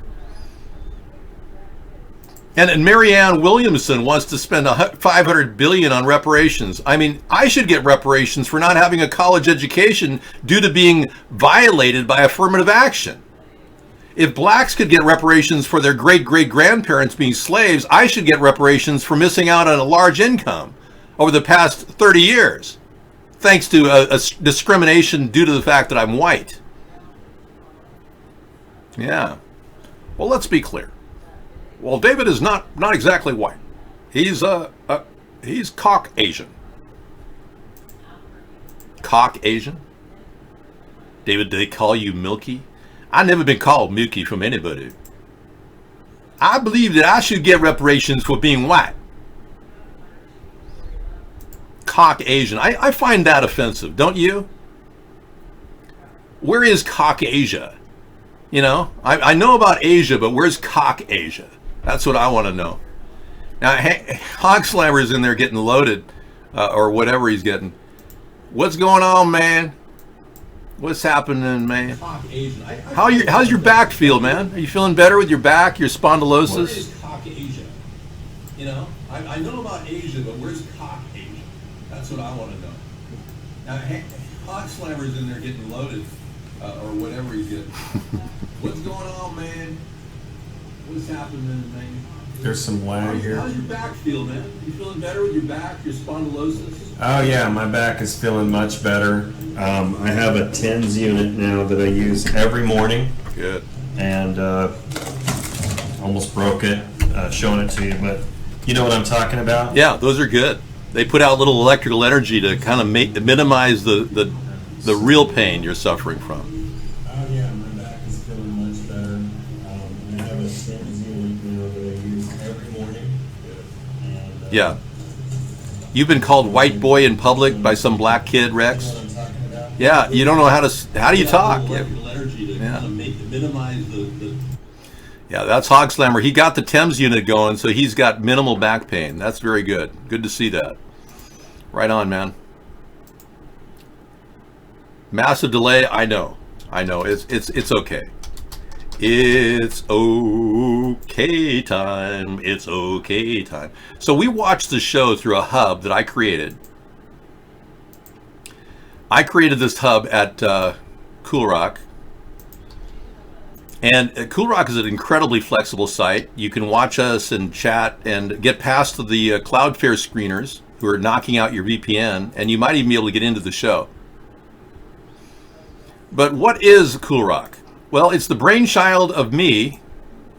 Back in 1995, I created the coolrock.com site, and I proceeded developing it, finding out that there were all kinds of impasses in getting people to actually sign up and join in.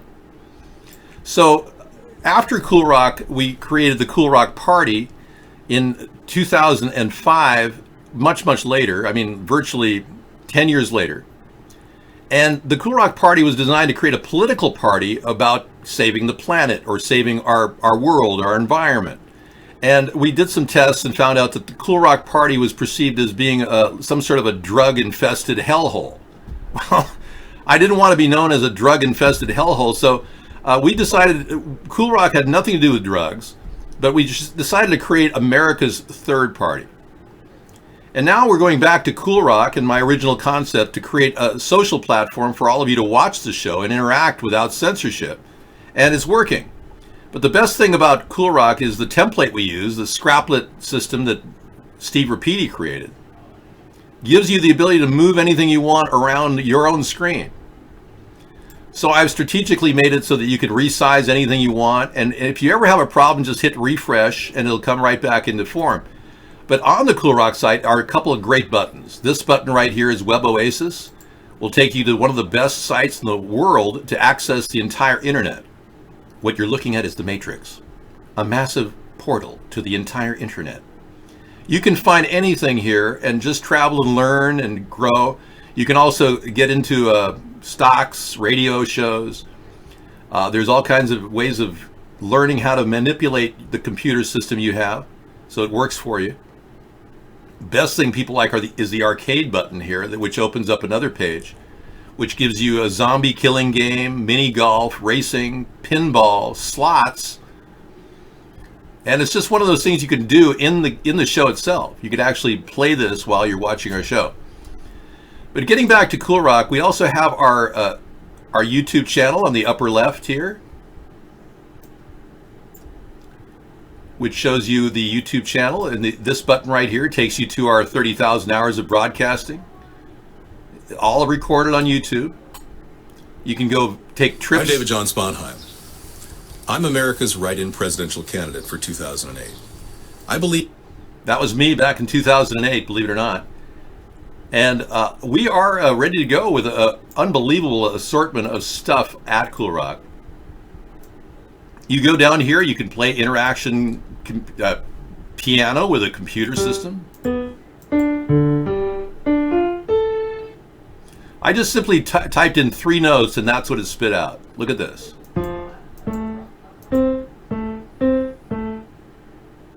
And then it changed. That's the computer talking back. Here's a drum machine you can customize.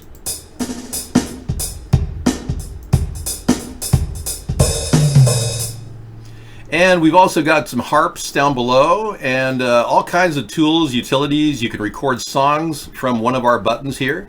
Record a song. Listen to some of Scissor Fight's great music, 1 and 2. And down below, you've got the coolest VR virtual reality plugin I've ever seen, Mr. Doob, in which you can actually learn all kinds of amazing things or just play. You know, this is some sort of a space template that gives you the ability to travel around. It's like a Saturn-like thing. If you go to the top, the crouton button, and right near the word type, there's a button with like a circle on it right here in the middle. I don't know if you can see it. Click there and it opens up VR Central. Virtual reality in the cloud has never been more amazing. You've got people creating all kinds of stuff that interact with your computer and using cloud storage provide you an interactive template that's 3-dimensional and almost captivating. Here you can click on this and scroll through another one and check out various things people create. Just one of the many things that are available for people at Cool Rock. And it's all free and it's all fun. So, and nothing on the site is collecting cookies, so you have no fear. I'm not mining information like Facebook is. You'd create a cat video on Cool Rock? Good for you. You can do that. You can do anything you want at coolrock.com. You can do anything you want at coolrock.com. All right. Thank you for coming in and hanging out with me. As you know, this is a daily event. Nobody in the world has ever done what I've done. 11 years of constant, continuous broadcasting every day, providing everybody a venue to talk, share ideas, share politics. And we do this because we really believe that our country desperately needs input. What you looking for? Oh, maybe a fan. I think I'm okay. Oh, we don't remember we gave that fan back to them. They took it with them. They took that fan with them. What about the one on the ground there? Oh, I'm good. We also have air filters. Yes. I'm using one here. There's a black air filter somewhere floating around. It might be in the top of the utility room, the black air filter. Oh, it's a Bioneer that would provide air movement in there, running at a high. No, nobody tried to sell you drugs at Cool Rock. That's a lie.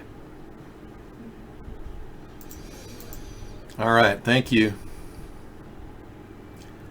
Well, don't worry. I don't plan on having my sister in the show, so nothing to worry about there.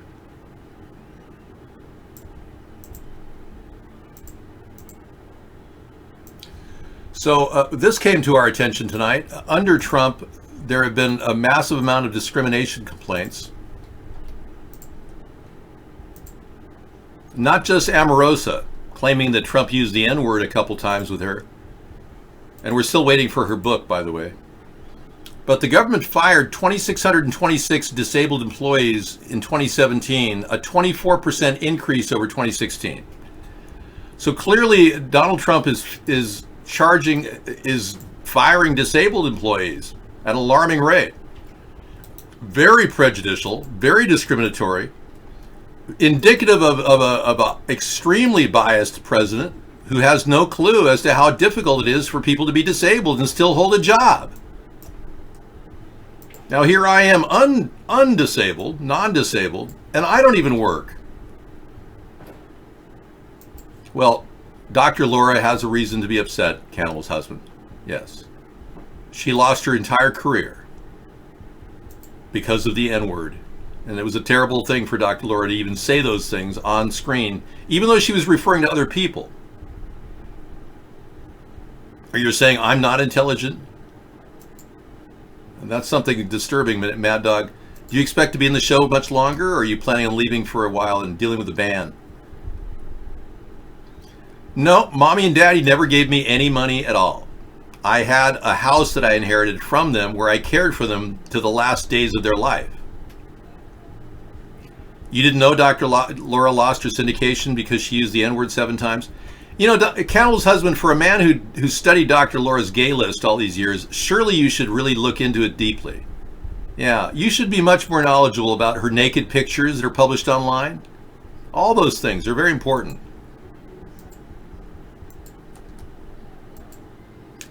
Not only did I work for everything I accomplished, I kept my money and I didn't spend it wildly like other people have. Well, is Laura on the radio? I don't know. She may have a show still, but she lost her syndication because of that. Dr. Laura's a black belt? Wow, I did not know that. Have you seen her naked pictures of when her boyfriend took pictures of her online? I didn't get a chance to see them. I'm not into naked pictures of popular radio show hosts that are in their 80s or 70s. Okay, thanks.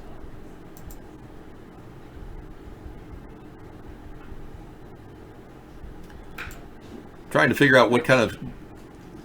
You sent me weird USB gaming keyboard unboxing. Awesome deal. Here's a story about Tom Bolin, the famed attorney and Roy Cohen's law partner, has died. Okay.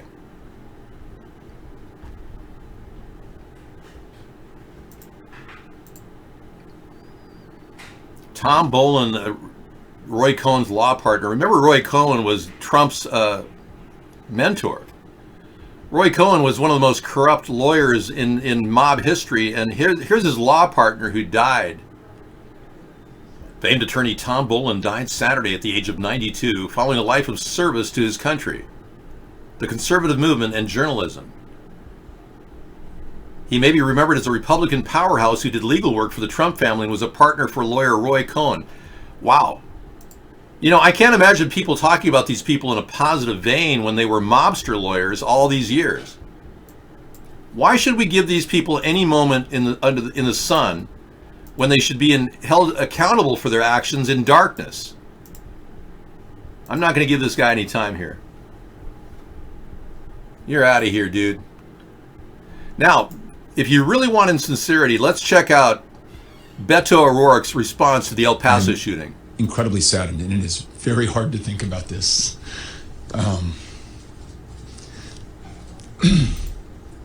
But I'll tell you, El Paso is the strongest place in the world. This community is going to come together. I'm going back there right now to be with my family and to be with my hometown. And I want to thank the El Paso Police Department and the first responders. They're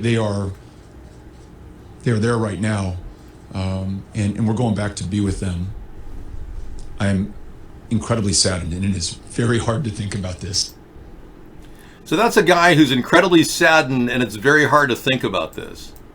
What a terrible actor. I mean, this guy is pathetic. Imagine him wanting to kill children in an essay he wrote when he was younger, and then running from the scene of a crime in a hit-and-run accident where he was at a .134 alcohol level. This is a guy who is incredibly deceptive and incredibly greedy. I'm sorry, we've had Barack Obama, incredibly greedy, deceptive person who lied about his homosexuality and his Muslim background. We had Donald Trump, incredibly deceptive, lying about all of his relations with Russia and how he says it's all fake news when it's all real news. We found out from Mueller that Donald Trump was being blackmailed by Russia over the sex tape. Can you believe that?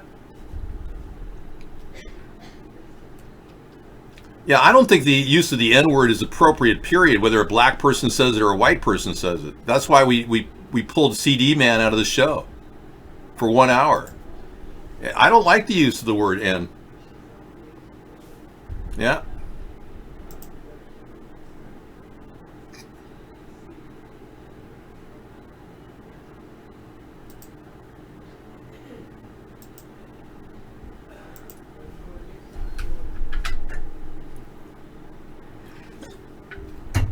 Oh, you like Beto O'Rourke, huh? You're one of his fans? And it's very hard to think about this. And it's very hard to think about this. And it's very hard to think about this. And it's very hard to think about this. God. That's crazy, isn't it?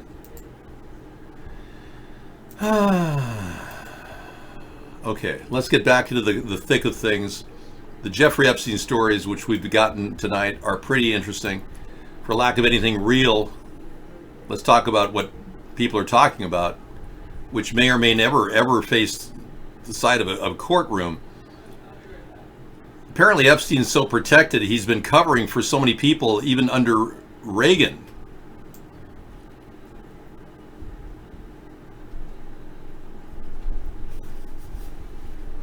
Okay, this is very interesting. It draws connections between Iran-Contra and the Mossad and Jeffrey Epstein.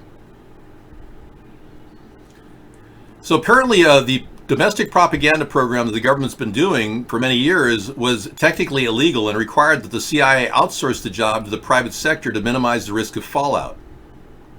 As Robert Perry reported in 2015, WIC took the lead in obtaining private funding for the effort, and just a few days later, after WIC promised to fund private support, Cohn brought his close friend, the media mogul Rupert Murdoch, to the White House.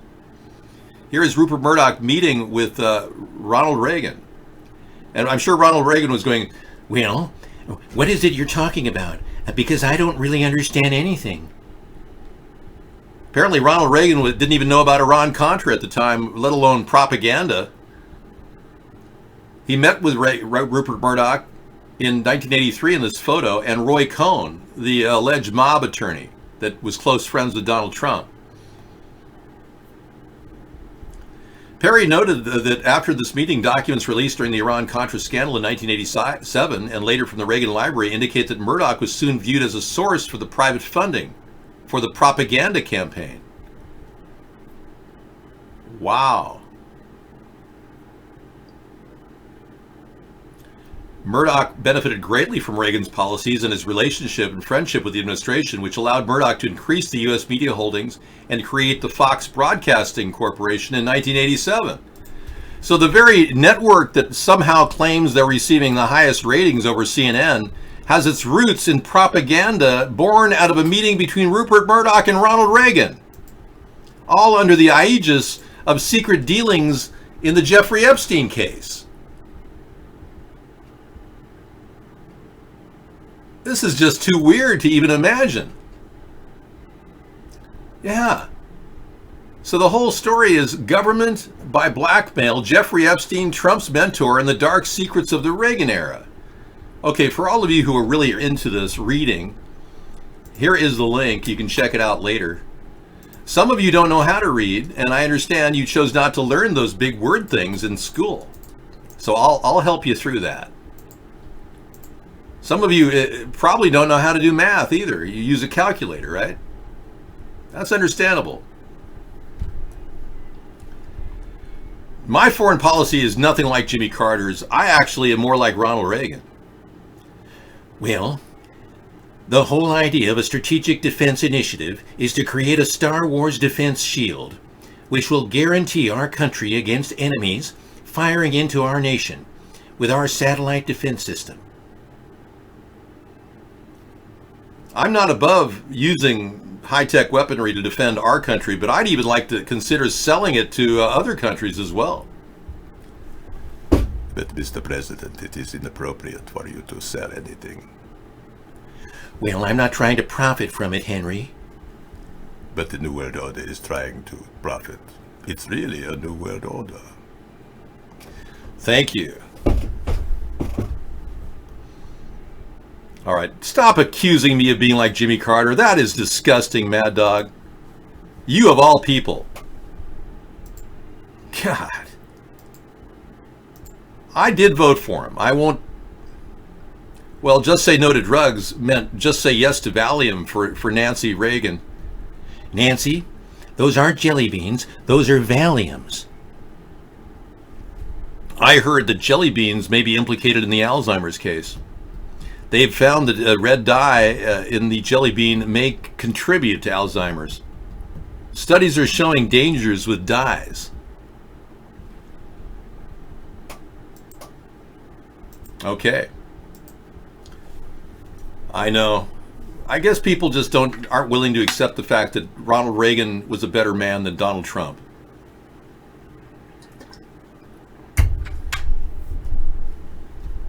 I mean, Donald Trump never said to Putin, "Mr. Putin, tear down your wall." But we heard Ronald Reagan tell Gorbachev, "Mr. Gorbachev, tear down this wall." And it meant a lot. But Ronald Reagan was a real man, a manly man, whereas Donald Trump is somebody's bitch. He's Putin's bitch. You can't see that? Oh, here I was going to avoid talking about Trump and Putin tonight. Gosh, I blew it. I was trying desperately not to bring this up. Well, ever since he does whatever Putin tells him to do, he's hated on NATO, because Putin doesn't like NATO. He is embracing our relationship with Saudi Arabia and against all odds, trying to work a deal because Putin really wants Saudi Arabia in their court too. So Putin has arranged a deal where they can get more money for oil this way. And Trump is all okay with that. Yeah, he wants more oil money for Russia. And then, of course, the biggest thing he's done for Putin is never acknowledging how Russia controlled the election. In fact, virtually kicking anybody in his cabinet out of position just because they said that Russia rigged the election. We find out now, after the Mueller testimony, that Russia did rig the election, and Trump knew about it before the election. Isn't that interesting? All the while, he's saying it's all a Russian hoax, it's all fake news, when we now know that he literally rigged the election. No adjusting your underwear on camera. Thank you.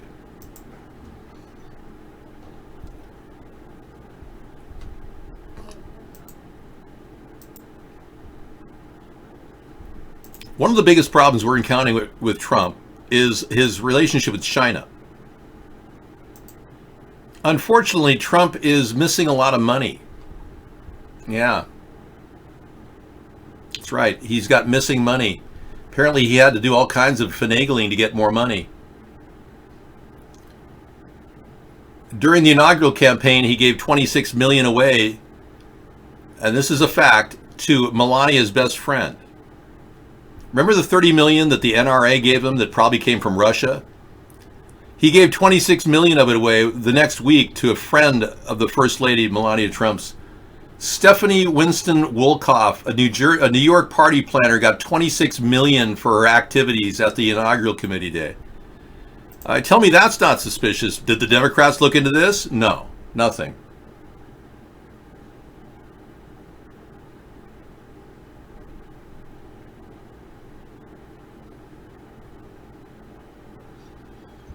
Now, Trump's relationship with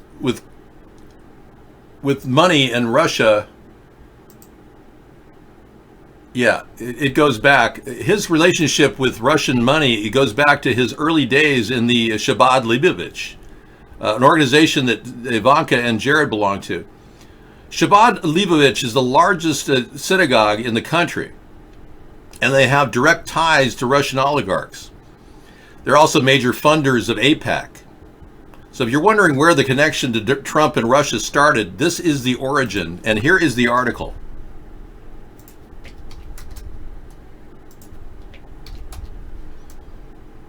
Okay. We're almost done with this. And here's the kicker. While Trump is making all kinds of allegations about China, all the while, Donald Trump owes China at least $650 million in personal debt. Can you believe this? Yeah. Trump's companies have at least $650 million in debt, some of it to the Bank of China.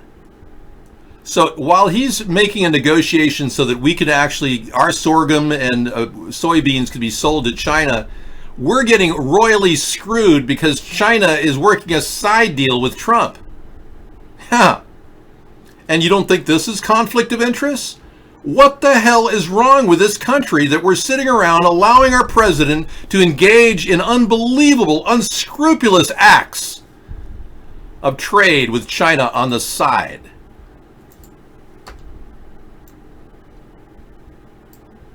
It's enough to make many of you turn gay, or worse, greedy, like Ocasio-Cortez.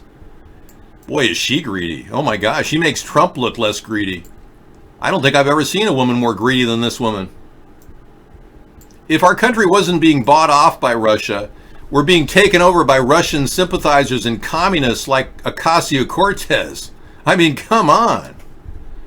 Hey, well, Steven Seagal says mass shootings are... I believe that, I hate to say this, a lot of these mass murders and all this funny stuff that's going on, I believe that, I hate to say this, a lot of these mass murders and all this funny stuff that's going on, I believe a lot of... No. Another one from the center of all information gathering, Scissor Fight. Thank you. Apollo moon landing hoax, impossible close horizons. Really good. Another one. Showing mathematically how it's impossible for us to see that picture that we saw of the Earth from the moon landing. Wow, okay. I heard that they were faking the moon landing, and what they did is they had a little picture of the Earth in the background, and they just closed in on the portal of one of the ships that they were shooting their photos out of, and they closed in on it to make it look like a real picture of the Earth. Yeah, it was all done through trickery. And it's a shame that we've had to be lied to all these years. So many of us are feeling left out in the cold for being lied to. We're not getting that warm, fuzzy feeling which we got when we were in public schools saying, everything you say is true. You're selling pictures of my neck for money? Really? Why would you do that, man? What's so special about my neck? Other than the fact that it's beautiful.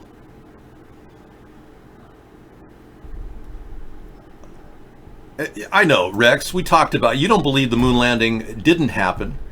You believe it really happened. And, you know, I don't want to challenge a lot of your cherished beliefs that I believe that the moon landing happened up until 2015.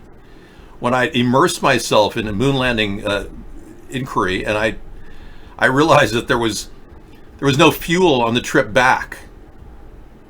They had no fuel on board to make the trip back. And I've asked people, how did NASA somehow configure a way of getting landing on the moon from the major portion of the module and have the lunar landing module separate? How did they get back all the way back to Earth 238,000 miles away with no fuel on board? And they tell me that, oh, they figured out how to boomerang around the moon and hook it. Well, the problem with the boomerang theory is they actually stopped and landed on the moon. You can't gather momentum stopping and landing on a moon. I mean, I would go with the boomerang theory if it actually floated, no pun intended. And more on the El Paso shooting hoax. EMS treatment of fake wounded, no blood, hundreds of yards from the actual store. There we go. Back at you. More 153news.net shows we'll play later tonight, but a little bit right now.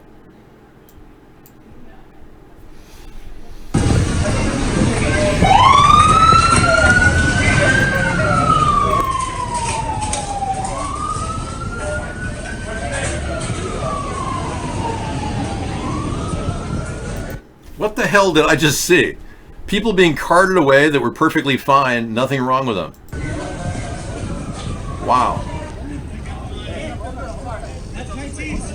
Yeah, there's no blood. That woman's not got any blood coming out. These are how crisis events are photographed and staged. Folks, they're literally putting crisis events in front of us and acting like these are real shootings. And everyone around the country is getting frightened of loud popping sounds. And why are the people they have wheeling out of them are Target shirts? Good point. Because they shot it at a Target and they called it a Walmart. That's why. And that's why that guy in the other shot earlier we were playing showed a Target store. Yeah, look at this. I got my gun. There's busting guns in Walmart right now. AK. Somebody's got shot. Yeah, that's a different one. This is apparently a Target they were shooting this in. Wow, look at that.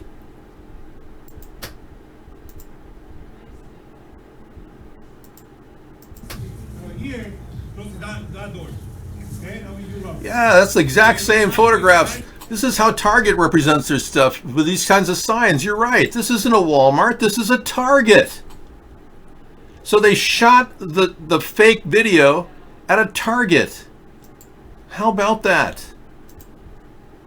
Well, let's be clear. The problem with America is there's nobody quite like Barack Obama who can lie to everybody. Wow.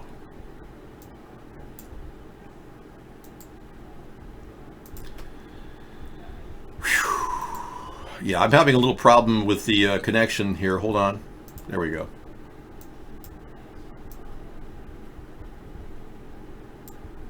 We are family.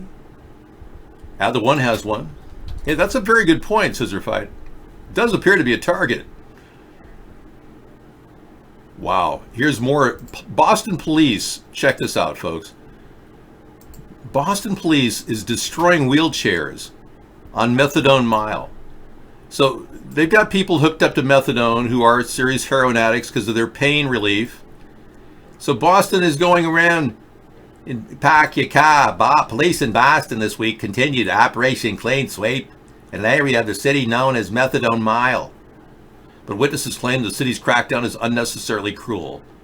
Casey Hurd, a Boston homeless advocate, was observing the area with others, reported seeing over a dozen police cars and a garbage truck drive into the area after dark and begin telling the homeless people in the area to leave and throwing away possessions, including wheelchairs. Can you believe this? Look at this, an actual photograph of a wheelchair in the back of one of the Boston dumpsters. Yeah, tax dollars at work crushing wheelchairs. You could hear the metal crushing sound. It was really loud. They just tossed it in and crushed it. One man whose wheelchair was confiscated said he had been injured in a hit-and-run car accident the week prior and was prescribed a wheelchair. He said his backpack was taken as well. If we don't step in as good, honest citizens and stop this with a third party engaged with the two parties, telling them, no, you cannot treat people like this, we will never, ever get ahead in this country. We will always see people subjugated and more people being abused. We're on a very, very dark pathway toward police state to the max. Already our surveillance state is everywhere. Did you see the video I have, or the picture I have, of a tower hovering over every city in America? Right now, we've got towers like this in every city in America, and I just drove through Seattle. It's not in Seattle, but it is in Everett-Linwood. And usually there's about 6 of these bells in a circle. You only see 4 in this picture. But usually 6 bells in a circle that are hovering over your city. And they're about a 3-mile stretch of these things in every city in America. Here's an example of a long stretch in Cleveland, right here. You can see that they're about 300 feet apart. No one on the internet has been able to find a copy of these pictures anywhere. There is no such thing in existence, except it's everywhere in every city in America. So I believe there's something very serious going on with this, violating our national security, or perhaps, who knows, could even be weaponized to hurt people. We don't know, but I have no idea what these things are, and they're all over the place. You go down to your city right now, you'll see the stretch of about 5 miles of these things in every city in America, and there's not one person out there besides me talking about it worldwide. I'm the only person. That's kind of scary when I'm the only person observant enough to realize that we're being buzzed with some sort of a bell-like thing that could veritably destroy us, and we don't even know what it is. And Sarah was suggesting maybe it's a light post. And there's no lights coming out at night. Then I thought, well, maybe it's surveillance. Maybe they're just a series of cameras. Why would they need cameras in full circle when they're just looking at the freeways? Well, there are some zealots out there that think that the 5G network is everywhere and should be even more everywhere. Yet the government has done nothing to test these. The United States will be the first country in the world to open up high-band spectrum for 5G networks and applications. And that's damn important, because it means that U.S. companies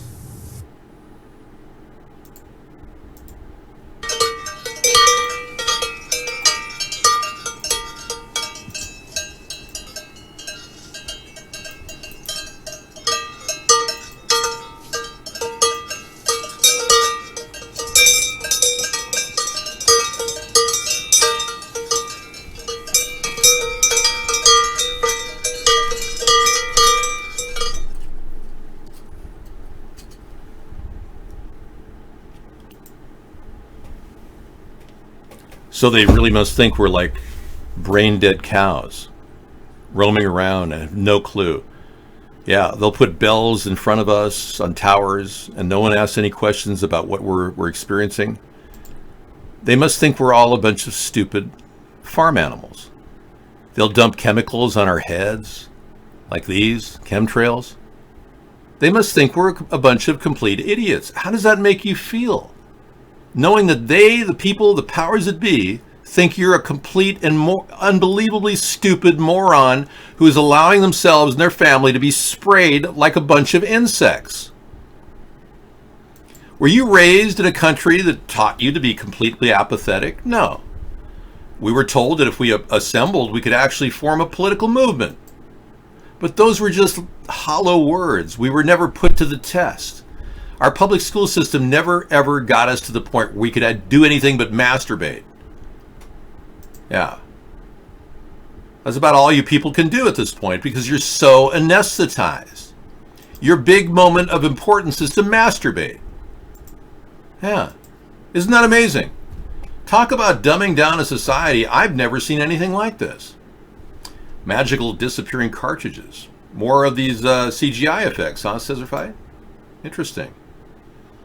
Very interesting. Oh, this is, yeah, the shooter empties the 30 magazine on the sidewalk. See this? Yeah. And you know something? My account, if I play this, could be terminated on YouTube. I actually can't play that right now. I know. Isn't that unreal? Because YouTube doesn't want us to see the magical disappearing CGI bullets. I was warned and I can't play it. I can't play anything from the New Zealand attack without being knocked off the internet. Isn't this bizarre? I'm just saying. I mean, I think that's valid, and I definitely would more than welcome the thing in our show, but yeah, they literally will take my show down. They'll shut her down. Shut her down. I know. It sucks. But I will play it later. Thank you. Well, let's be clear. But yeah, the New Zealand attacker had bullets that literally disappeared right before your very eyes. But the Terminator, yeah.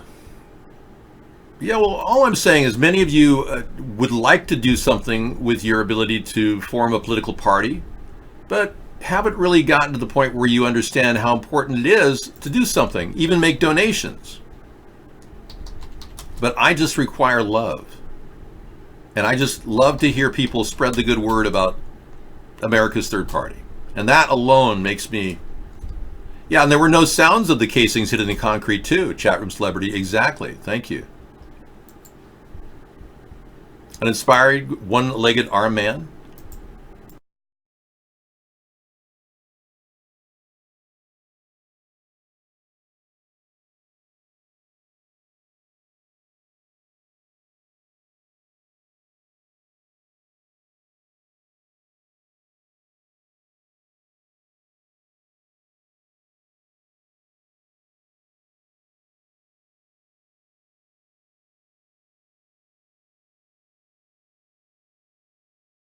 Okay, I muted myself because I try to speak solely to people with hearing impairment during the show. And by reading my lips, they can see a deeper, more approachable Dave. Yeah. But we're supposed to watch videos that are related to politics, not some pathetic video. But thanks, Reptoid. Yeah. That just doesn't cut it. I don't want to watch some guy running down the street with one arm and one leg, okay? I know that's an inspiration to many of you, but... Surprise yourself with a mouth-watering plan. Sade, Smooth Operator, you're putting that in the lineup? All right, that's one of my favorite songs, by the way. I'll put that in tonight's lineup. Definitely appreciate it. You guys are building the show for tonight. I mean, I'm just following your lead. I do the best I can in assembling these videos for your evening in my playlist. I love the opening on that song. Smooth Operator. Brilliant musician. She is perhaps one of the greatest female vocalists of our time. Sade. You got something too? El Paso strong, hashtag, oh. Stay El Paso strong, everybody. Oh. A Minnesota police officer is facing charges for hitting a man in detox. Here we go.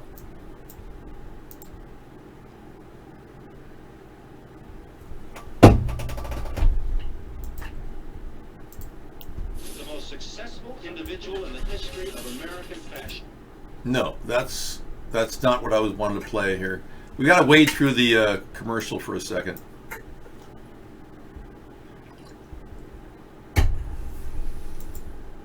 Here we go.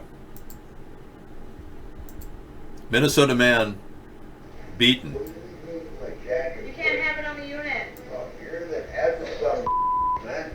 You want me to throw it at you? Huh? Throw it at me, see what happens.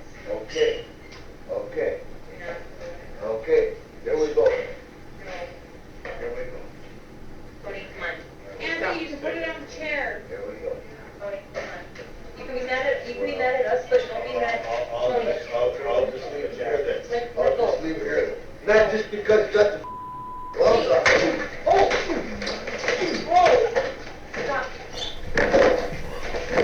Oh man! Shut up, back up. Go right here too.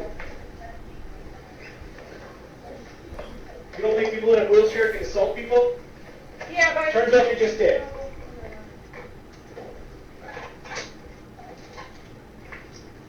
Wow. Give me your other hand out. Jupy will face counts of 5th-degree assault and disorderly conduct, both misdemeanors. The cop literally beat the crap out of him the guy just slapped him because he was trying to grab his hand. Now let's take a look at that again. Not just because you got the gloves on. Not just because you got the Look at how he's trying to break his arm by pushing it back behind his. The cop is trying to dislocate the man in detox's arm. The guy simply pushes him away with his hand. Boom, like that. He just goes like this. And the guy proceeds to nail him in the face over and over again with his fist. That second hit was a neck buster. Look at this. Then he coat hangers him with the neck. He pulls his head down and coat hangers the guy's head and literally could have broken his neck in multiple places just now. Minnesota needs to have their ass reamed by the federal government for doing those heinous acts to that man. They should be ashamed of themselves in that state. My God, it could have caused irreparable damage to his brain. Can you believe this, people? The behavior of these Nazi-like cops in our country. I'm just getting a little bit pissed off thinking about this. Thanks to the Patriot Act, yeah, or they can do anything to anybody. It should be charged with attempted murder, guest 583. I agree. Oh, it's just unbelievable, all the crap we're watching now with police brutality in America. Now, today's Freedom Friday. I'm not wearing my tie because I'm getting ready for my new tie next week, which will be the new Freedom Friday tie. I have it in the closet. It's brand new. It has all the images of the presidents on it, on the tie. I picked it up at one of the president's homes on my trip back to Virginia. So I'll be wearing that as the Freedom Friday tie coming up on next Friday. Thank you, my cat Fluffy. Yeah, all I can say is these are heinous acts against people that could easily break the guy's neck. That man's response was not commensurate with the crime of pushing the guy's face. I mean, he grabbed the guy's face. He didn't even slap the cop's face. He kind of like pinched it. And then immediately got slammed to the ground, a couple of serious head blows and maybe a neck injury, all because of this. And to treat a man like that in a wheelchair, I mean, that's crazy. Wow. Enough to get anybody pissed off, I can imagine. Lucky Man playing tonight. Oh, Lucky Man in ALP. Great. I like that song. And Sade. Oh, it's just a sad day in America when we have to live in this type of environment.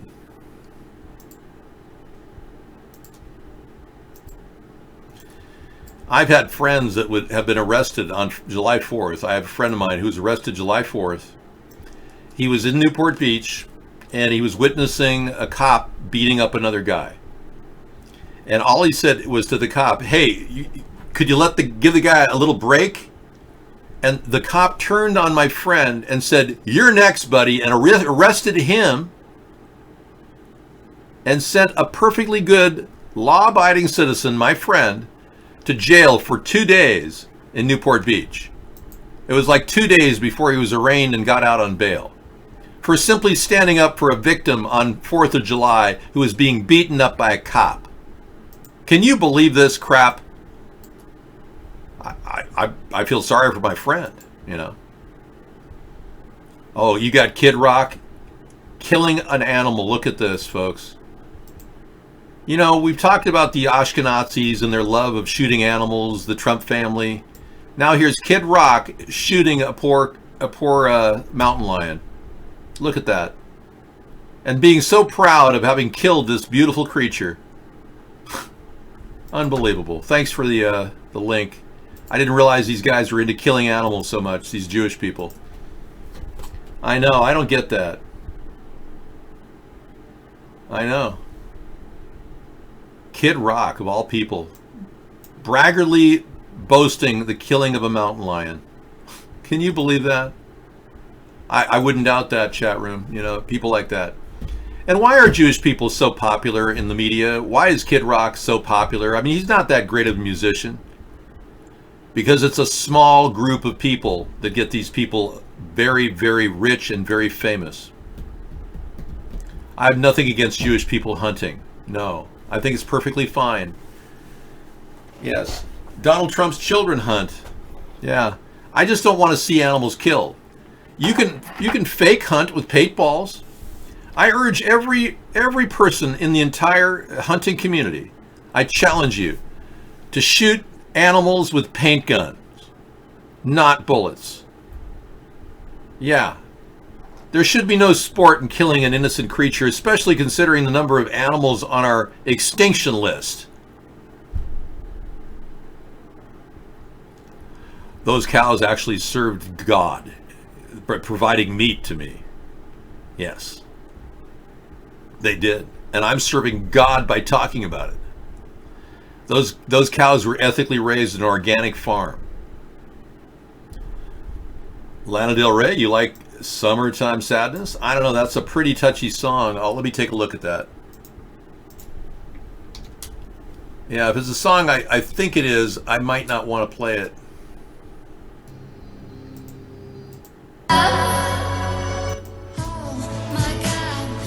I'll play it. Thank you. Lana Del Rey coming up tonight. Summertime Sadness. Yeah, there's a song by the Zombies called Summertime and the living's easy. One of the saddest songs in my entire collection of songs is that song. I know. Yeah, it brings back bad memories. I know.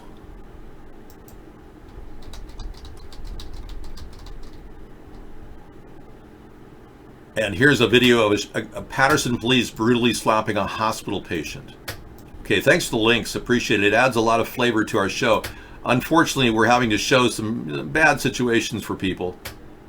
Yeah, but you have to see it to understand it. Right here. You see my cheek? Go at it. You got the right guy. Hey. Yeah, bitch. I'm a what? Do it! Fucking shoot. Okay, I've seen enough brutal force to know that this is not something I want to play more of. That was disgusting. Brought to you by USA Today. Unbelievable. That's an old video, yeah. Well, thanks for clicking to it. I just, you know, it doesn't surprise me that cops are this brutal to people. Really, the World Wildlife Fund is creating private reserves to protect it against people like Donald Trump's sons? Yeah. Oh, you can see the blood splatter on that one? You know, if I wanted to watch, you know, fighting shows, I'd turn on television and just start watching people beat each other up. But I didn't really want to exploit violence on Freedom Friday. I just want to touch down on the fact that it's really happening. And you want America, horse with no name? Very good. Good choice. They have been telling us forever that we are never going I'll add it to the link. Thank you. Some of you have any requests tonight for our video show later tonight for music, feel free.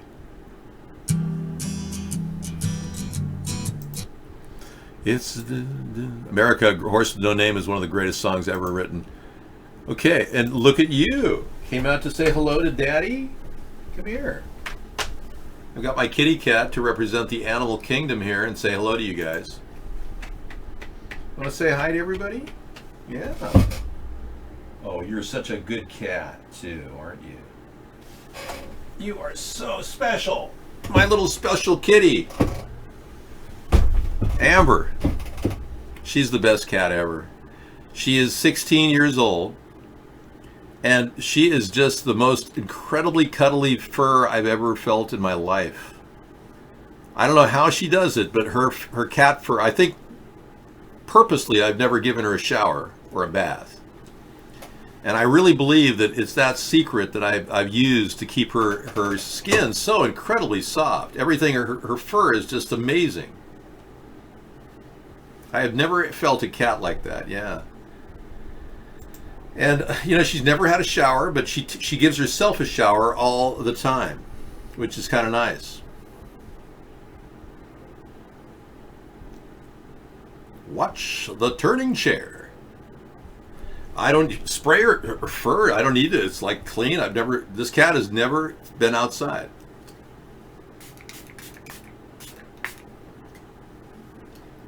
Thank you for reminding me of the fruit enzyme. I have to shoot my face with fruit enzyme every 15 minutes. Not me. I'm still up and running. I've got a broadcast going. Okay, well.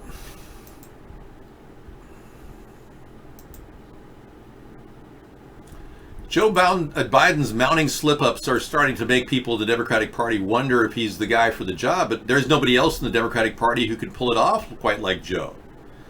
Yeah, Joe pulls it off quite a bit, I'll bet, every day. Let's listen to Joe some more, shall we? Joe? Oh, Joe, where are you? Hey, Joe. What's going on, man?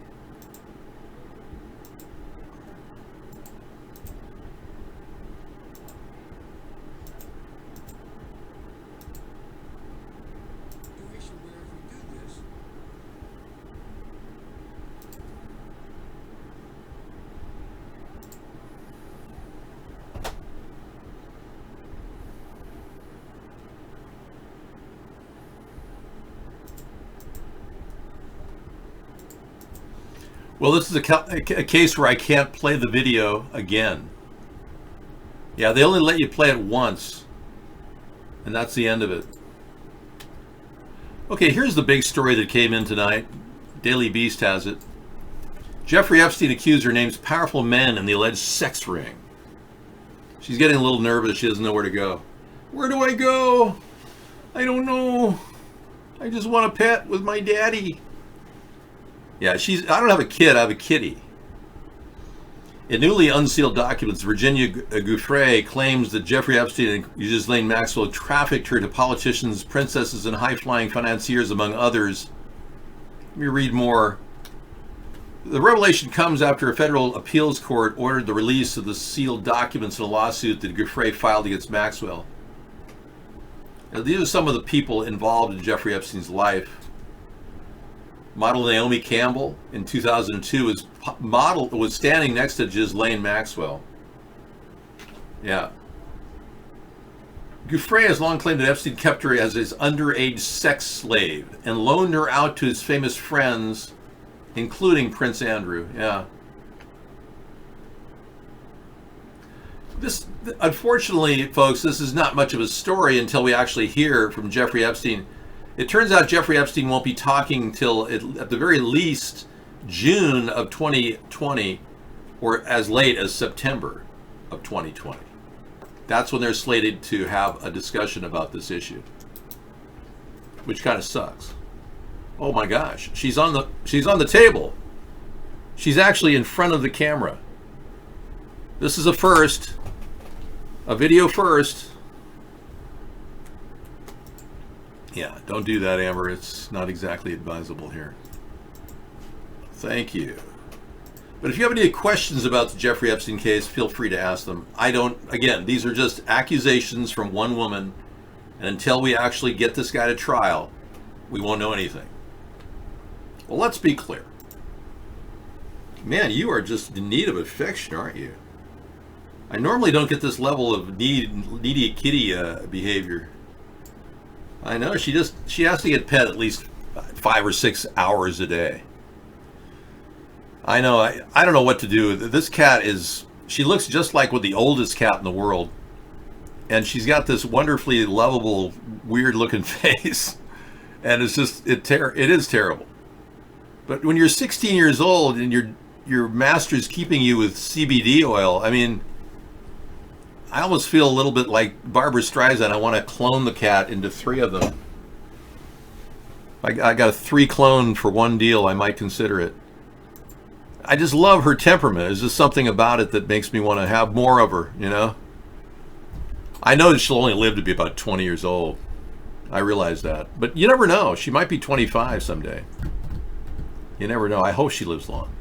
But you can tell she's got a little arthritis and feline Parkinson's disease, which, by the way, the CBD oil really helps. What do you have there, New York EMT? Root Boy Slim. Boogie woogie till you puke. You know, I'm going to pass on that because I don't really want to encourage alcoholism, and I know a lot of you are getting so crap-faced that you can barely even look at the show. It's Friday night, you've been working really hard, and you say, have another, Dave. It was cool, man. We all know what happens when you turn your brain into mush from alcohol. And I don't want to see that happen in your life. I mean, you guys, I know you work hard, but you may not want to turn into a bag of, whatever you want to, that kind of thing. There's just something about it that kind of lowers the whole aspect of life itself. You wake up and you've got the porcelain goddess sitting next to you going, oh, how nice, Dave. I'd love to share that.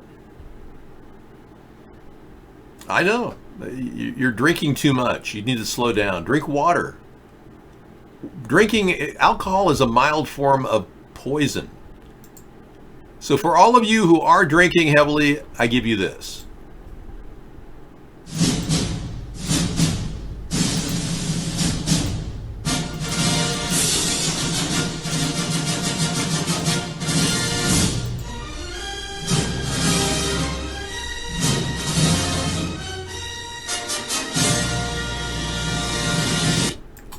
It's been proven that marijuana actually sharpens your intellectual capability.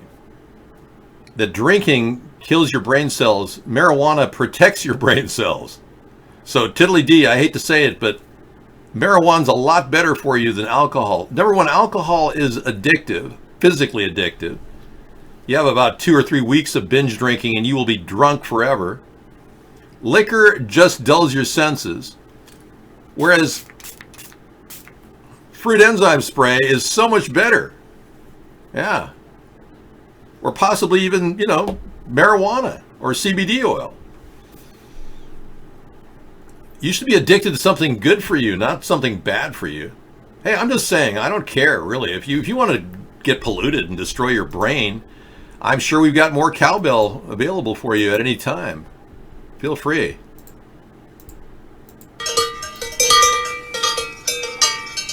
Right.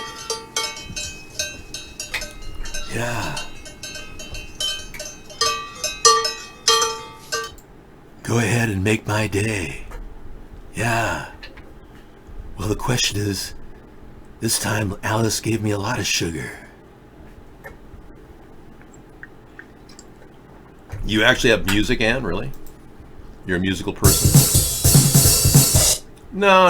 You got the wrong sense of music, Ann. We need music that's at least identifiable as music, not some chimpanzee kicking on a snare drum. I mean, hello. Rocky at 4, no easy way out. Okay, I'll play that tonight. That's okay. Yeah, I'm just adding it to my link library. Don't mind me. It's what I do. Rocky IV, No Easy Way Out, soundtrack by Robert Tepper in high definition. Okay, I will enlarge our listening pleasure tonight for that one time. Okay. I think I've seen enough brutality videos tonight. Thanks for the links. I know. True Blue has something.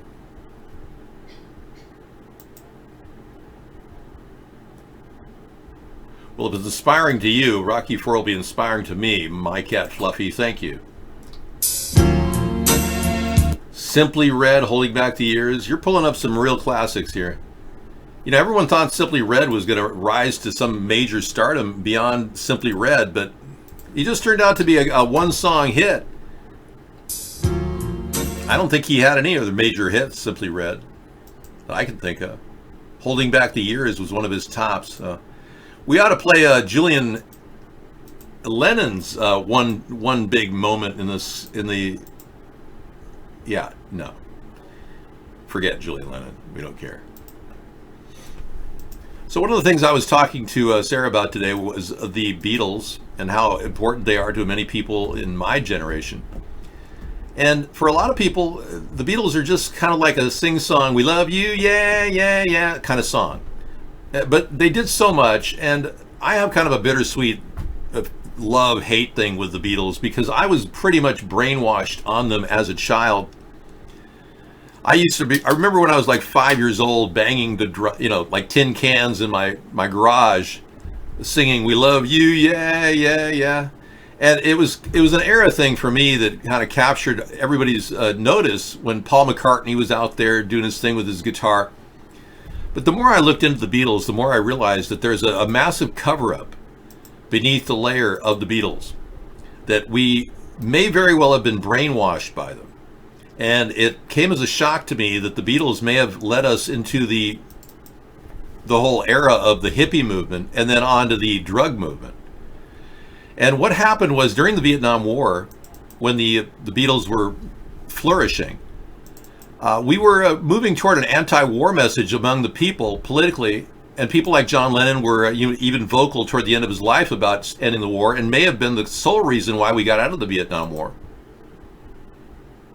You see, having gone through the Beatlemania thing, nowadays it's nothing like that. I mean, I can walk down the street and somebody will say, "Oh, hi, John," and they usually say, "How's your immigration?" If it's in New York, right? And they don't hassle me. I might sign one autograph, two autographs, But then they blow you in the back with 5 shots from Mark David Chapman and killed the guy. But the Beatles evolved as individuals, and I have respect for all of them, even Paul McCartney.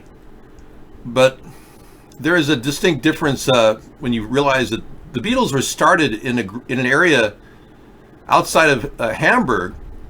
Frankfurt was the origin of the Tavistock Institute, a group of mind programmers that worked secretly for Adolf Hitler prior to the end of World War II, and who then were commissioned by the United States government to control our country and program us. So when the Beatles finally were formed, a bunch of studio musicians, basically, they did a lot of work together in various forms. They were brought together by the Tavistock to create messages that were mind-bending, forcing us to believe in this beautiful concept of peace, love, and then dragging us into the dirt with drugs. We saw in 5 years John Lennon turn from a nice, young, clean-cut guy to a drug addict burned out on acid. One of the things you talked to me about the other day was the Beatles. Well, the Beatles were the creation of the Tavistock Institute. And you have to go back to the college days on the writings of Aristotle. And I made a note this morning before I came on this program of what he said about music and its influence on politics. He said, emotions of any kind are produced by melody and rhythm. Therefore, by music, a man becomes accustomed to feeling the right emotions. Music has the power to form character, and the various kinds of music based on the various modes may be distinguished by their effect on character. One example, working in the direction of melancholy, another in the direction of femininity, one encouragement, abandonment, another self-control, another enthusiasm, and so on through the series. And what I discovered was that the actual Tavistock Institute took this theme. And they said, we are going to put this into practice. And well before Theo Adorno, who was the creator of the Beatles, arrived in England, he was already well known to Tavistock. Yep, and recently Tavistock is pushing another type of agenda, not just peace, love, and drug addiction, but they're pushing an agenda. This is shocking to many people, but yeah, they're pushing an agenda of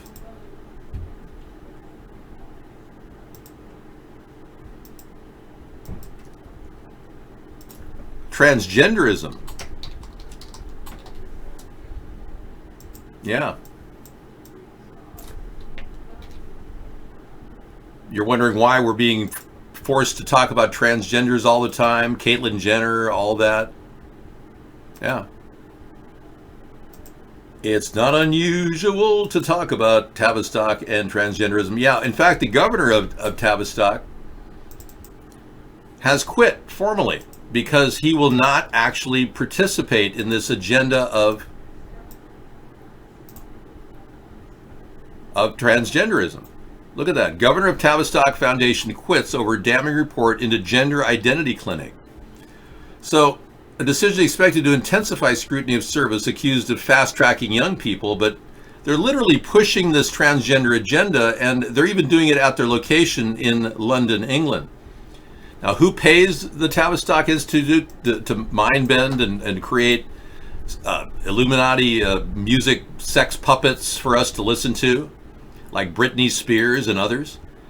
They receive a stipend of $7 billion a year from the NSA.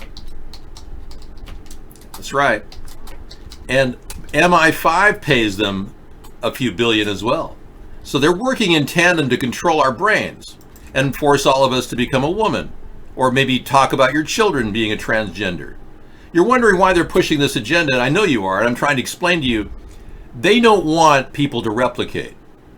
They want everyone to become homosexual and transgenders and, have butt sex with everyone that they talk to. They would rather not have people reproduce. In case you're wondering. Very simple answer, very simple, straight to the point. That's what their agenda is. It's depopulation.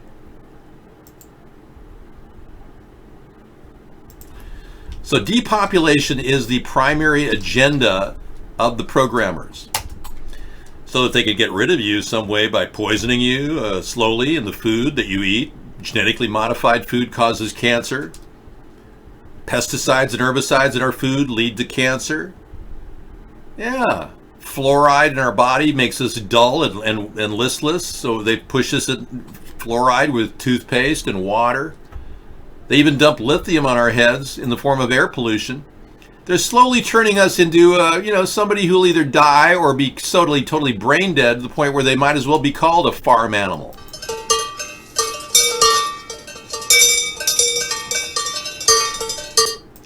So if you're involved in Operation Butt Sex or something and you're turning gay, it's only because they're trying to make you that way and they don't want you to replicate.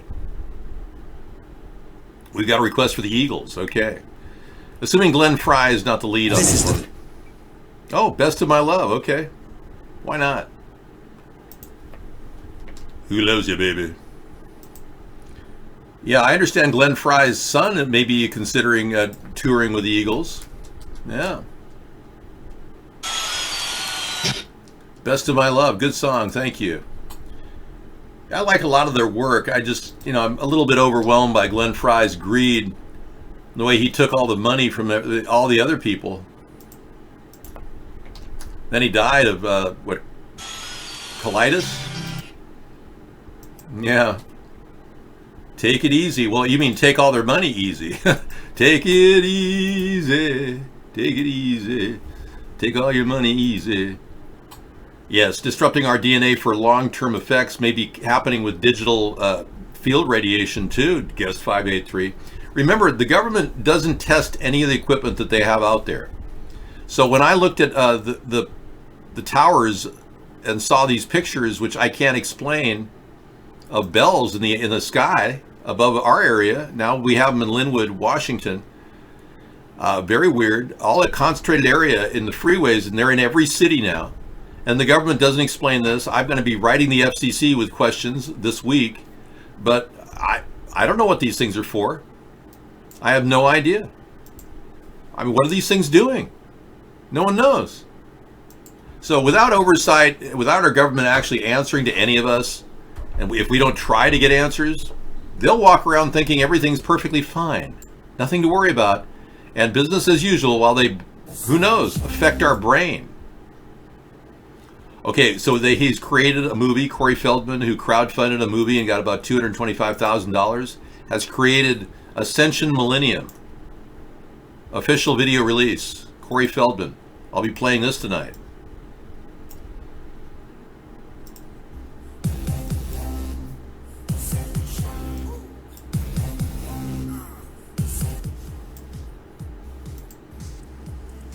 Okay, well, it looks like something's going on. I don't know what the movie's about.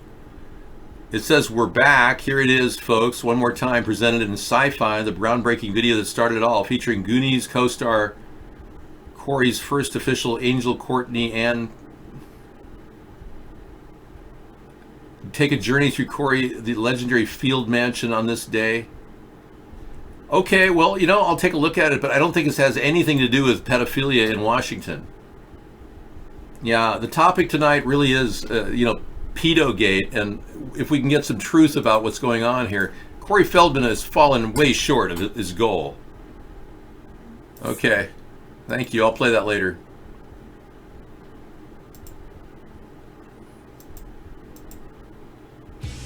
There are plenty of crazy stories about famous musicians.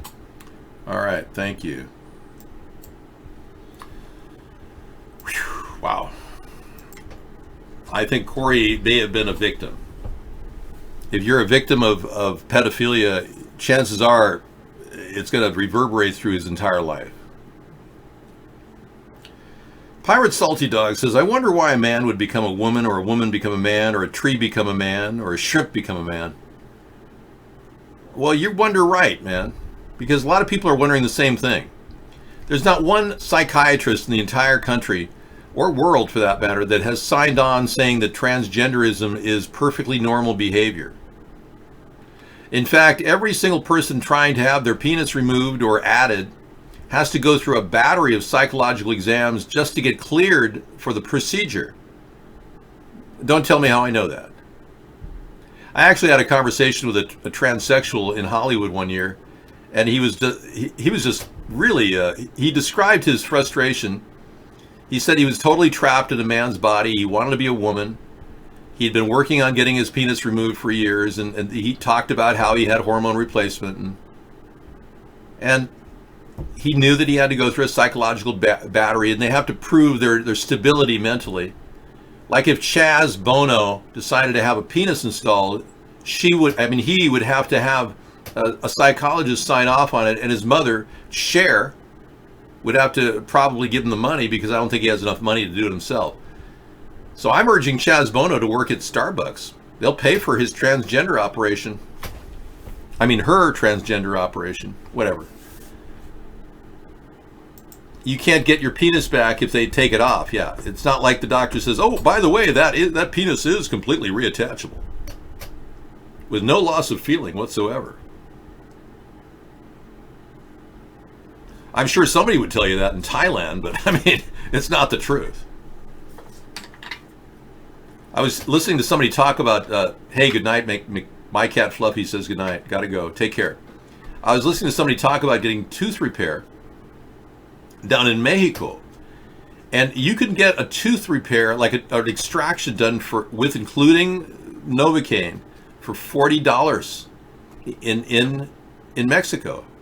$40. In America, it would be like, what, $300 for a tooth extraction with a lot of Novocaine? We have the technology.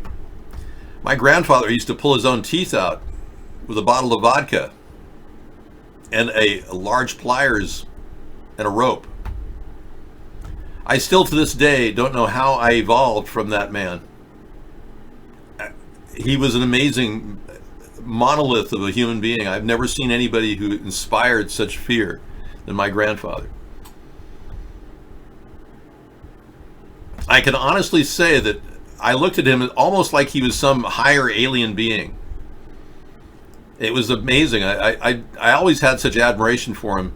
And he had this grip that was so strong, it was like grabbing onto a vice. He had such strength. My grandfather worked 13-hour days without stopping, except for lunch and dinner. He literally worked out in the field, and he had such strength.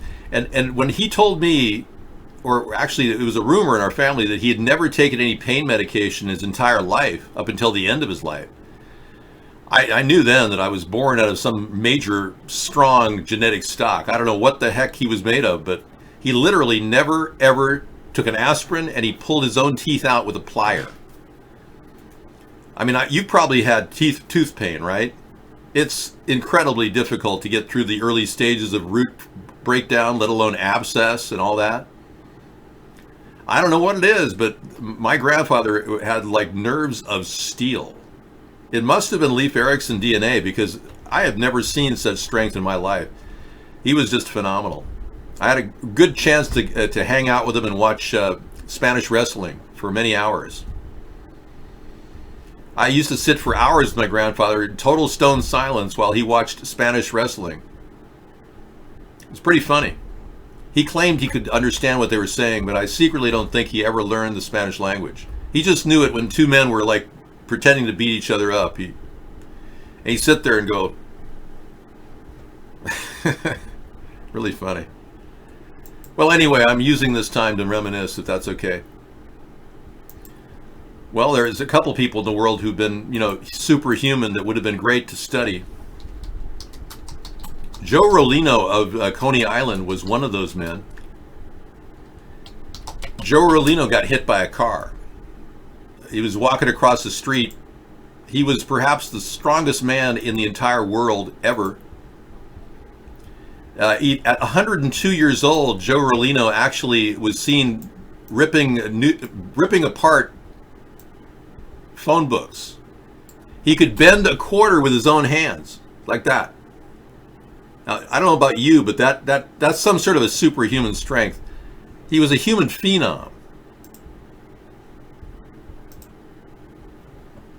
Bar none, Joe Rollino would have been perhaps the greatest person to study for medicine. We don't know how he did it. Physically, he doesn't look that big. He's not that, overloaded with muscle, but his muscle was so compact that he literally could take anybody in a fight. Nobody could stop him. Very interesting history. He was struck by a minivan while crossing Brooklyn, New York Street in January 2010. Not only was he one of the borough's oldest citizens at 104, he was certainly the strongest. When he was passed away from his injuries, a large piece of old New York was lost for good. In a city of extraordinary lives, there was arguably none more extraordinary than Rollino's. Although he was just 5'4" and 155 pounds, Rollino once lifted 475 pounds using only his teeth, and he lifted 635 pounds with just a finger. He had hundreds of boxing matches, an armory boxer in the 20s. He fought at about 122 pounds and said he often beat boxers 50 pounds heavier than himself. I was a good boxer and I could take a good punch, he said, months before his death at 104, at a birthday party at Brooklyn Eatery. Fighters would hit me in the jaw and I'd just look at them. You couldn't knock me out. If we got in a clinch, no one could move me because I was so strong. Wow. Here's more about Joe Rollino if you want to follow his amazing career. This guy was perhaps the greatest strongman in the world. I was a big Jack LaLanne fan, but Joe Rollino really had everybody beat. Yeah. Check it out, Joe Rollino. Yeah, Coney Island strongman, dead now. I mean, he died in 2010, you know what I'm talking about? Yeah. A finger lifted 635 pounds. I mean, come on, that's that's superhuman. Now somebody's suggesting that my vape lounge is real. An insane airline full bar glass.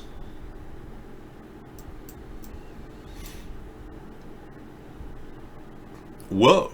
This looks very much like the vape lounge. Wow. Yeah.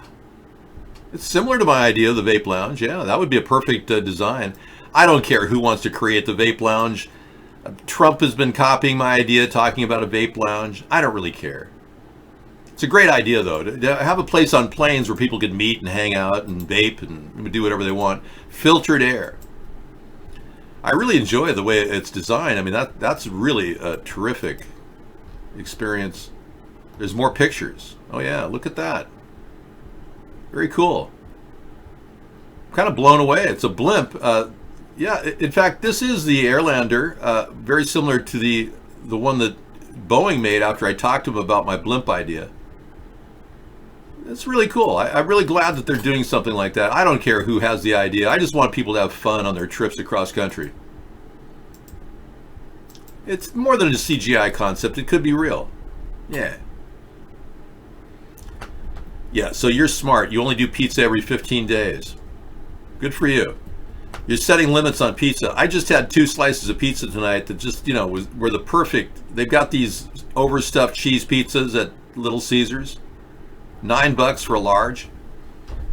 We bought a pepperoni and a sausage, and it's just I've got more waiting for me. I'm going to have another binge tonight, and that's it for me for another 15 days. I like your idea. Don't only eat pizza once every 15 days. Did Jon Voight join a cult? Are you sure? Because he's changed. I mean, I had a chance to look at Jon Voight eye to eye at a post office in Beverly Hills. Jon Voight was standing just two steps away from me in Beverly Hills at a post office, and he was staring at me. He was like looking at me, kind of in a weird kind of way. I just didn't know if he was straight or gay by the way he was looking at me. And I kept thinking about that Midnight Cowboy movie where he appeared to be gay, but I'm not surprised. I think he's straight. I think he's a conservative guy. I think he's got a very strange daughter, Angelina Jolie. But I can tell you, I think maybe he would have been a really interesting person to talk to. I'm kind of sorry I never got to meet him at the post office. Hi, John. How are you? Well, let's talk. Yeah.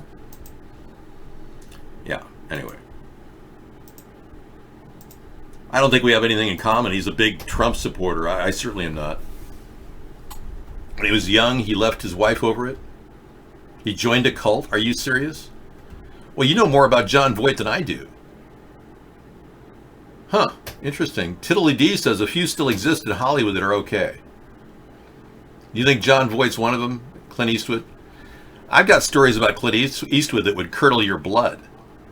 Yeah, I can't talk about him online because, it would only, make you feel weird about it. I don't want to destroy any of your myths about your heroes. Yeah, I'm not into myth busting. I can tell you, Clint Eastwood is one of the toughest guys out there. Jon Voight's dysfunctional lifestyle exposed. Ooh, I wonder what that's about.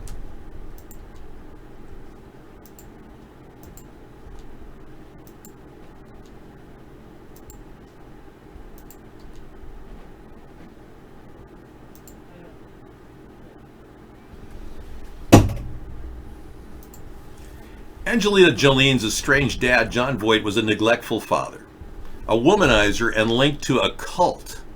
According to the mother of the actress's childhood pal, Susan Margaret, whose daughter was a close childhood friend of Tomb Raider star Jolie, says Voight alleged ways could be the reason he and his stunning offspring are no longer on speaking terms. Susan says, I watched Angelina grow up. My daughter was one of her closest friends. My daughter would often spend weekends at Angelina's home, so I saw it all.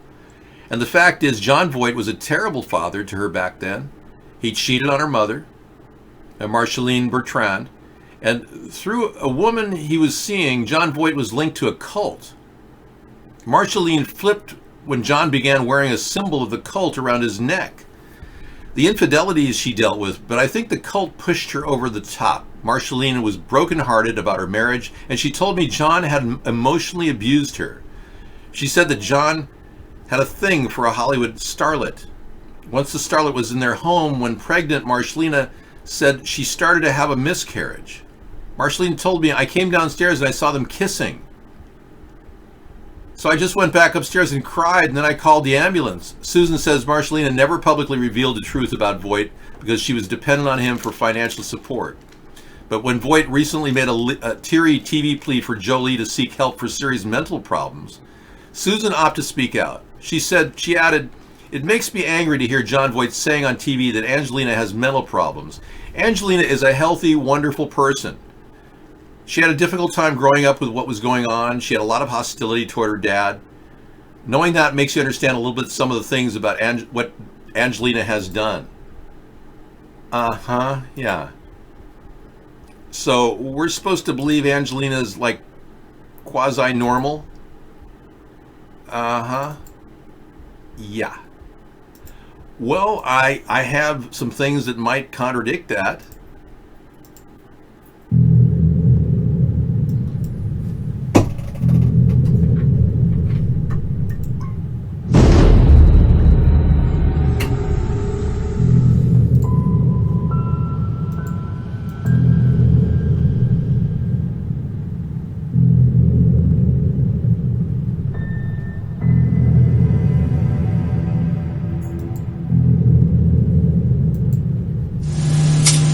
It's like I would film music that I would encourage like everybody, all different types of sexual, but there is that thing where it's like a lot of people misunderstand me with S&M and they think it's super, and I have to like explain to people how, like, where it's more like you're tied down because you need to like be able to like have somebody hold you down and keep you still, or like you would fight to have something down, or like.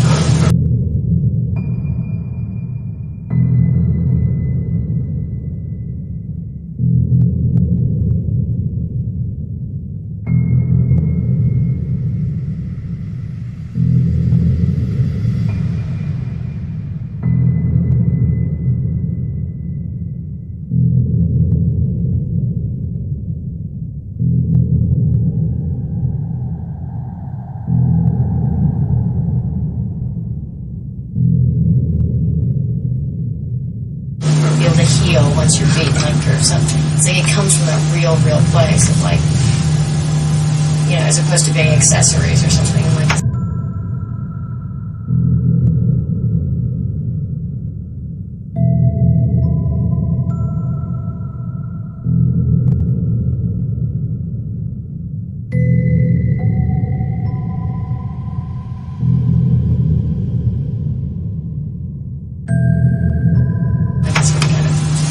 It's like with tattoos with me. It's like I've always gotten them. There's like that time where everybody's like, "Oh, I have tattoos," and after a while, you're like, you can explain them and they can mean it. It's just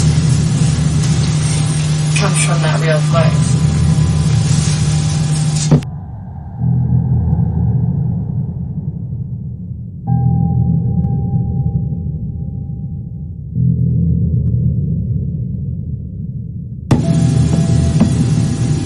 Yeah, I don't know. I only saw that film she brought over that night. People or like dark or like that kind of, you know, but it's a great thing to be able to like see everybody's like just sexuality, but it's so weird when you just, I had like the most amazing compromising pictures of people.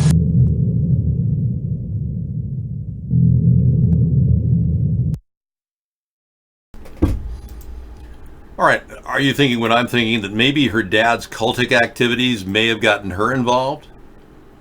That's all I can assume. Yeah. Hey, serial killer, what's happening? He kills cereals, normally eaten by most.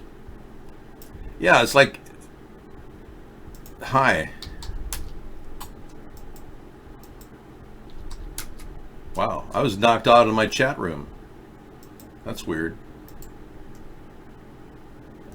Okay, restarting.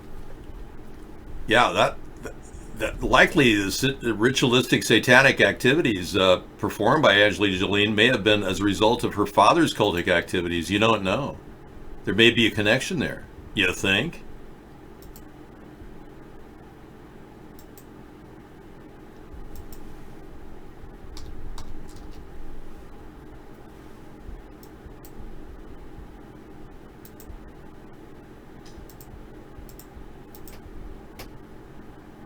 We're having a little problem getting into the iVlog room right now. Here's a story about Evian that just came in from Scissor Fight. I've just come back. I've done a bit of shopping at Coles supermarket. And what I see all the time there is people stocking up their trolleys full of bottled water. Especially this big name brand here, Evian.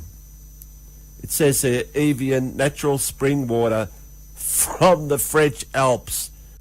Absolute total bullshit. And they're telling you right in front of your eyes. If you can't see it, I'll explain it right at the end of this video.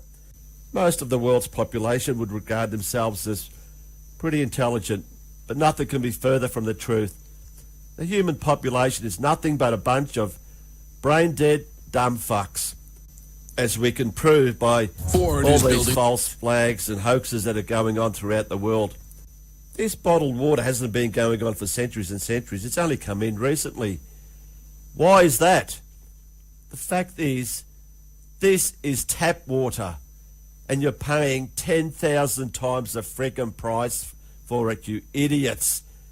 You're telling me that they get water from the French Alps and bottle it and send it all around the world and sell it at Coles freaking supermarkets? Of course not. It's proven, if you do your research, there are factories in America where there are signs on the fence saying that the actual water they use comes from a tap, where in fact they're selling it as water coming from springs like this, hundreds and hundreds of miles away. So here it is, guys. If you can't see it, stare at this picture here. Evian. Read it back to front, and that's what you are if you think what they're selling you in bottled water is actual natural spring water and not just plain water coming out of a tap.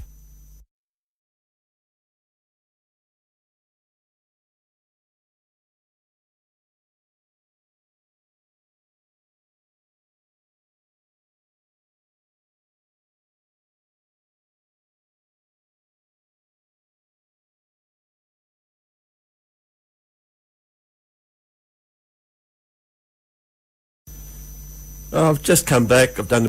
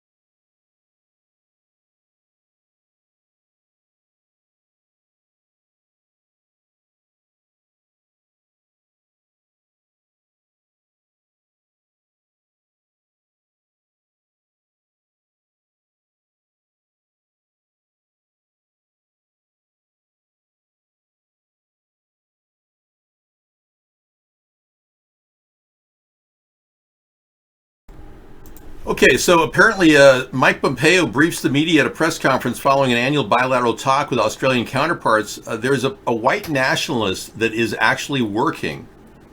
I know, I was muting myself. A white nationalist is working for the White House and Donald Trump's administration. That's right. Believe it or not, State Department confirms this person is an employee. He's been put on waivers, but he is a white nationalist, and he's working at the Bureau of Energy Resources in Washington, D.C. He leads a white nationalist group. He's identified as Matthew Gebhardt. He hosted white nationalists at his home and published white nationalist propaganda online. So for Donald Trump to now claim he's not a racist, it's going to be difficult to walk out of that one.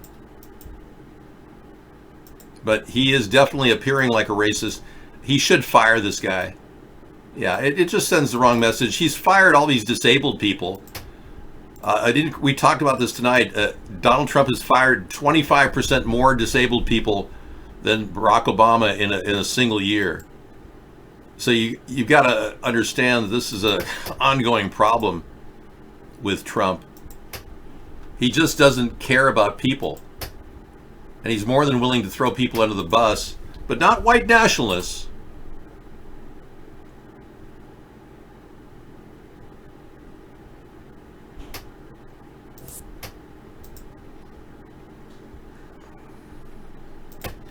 Okay, Beatles fans are flocking to Abbey Road as a memory of the Beatles.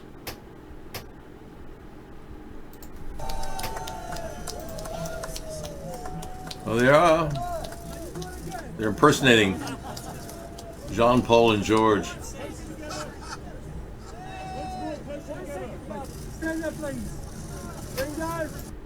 I don't know. I don't think we have Ringo out there. I'll play this for you later tonight. I don't think it's that important. It's just a bunch of people that think they look like the Beatles. How sad is that? Gosh. Unbelievable.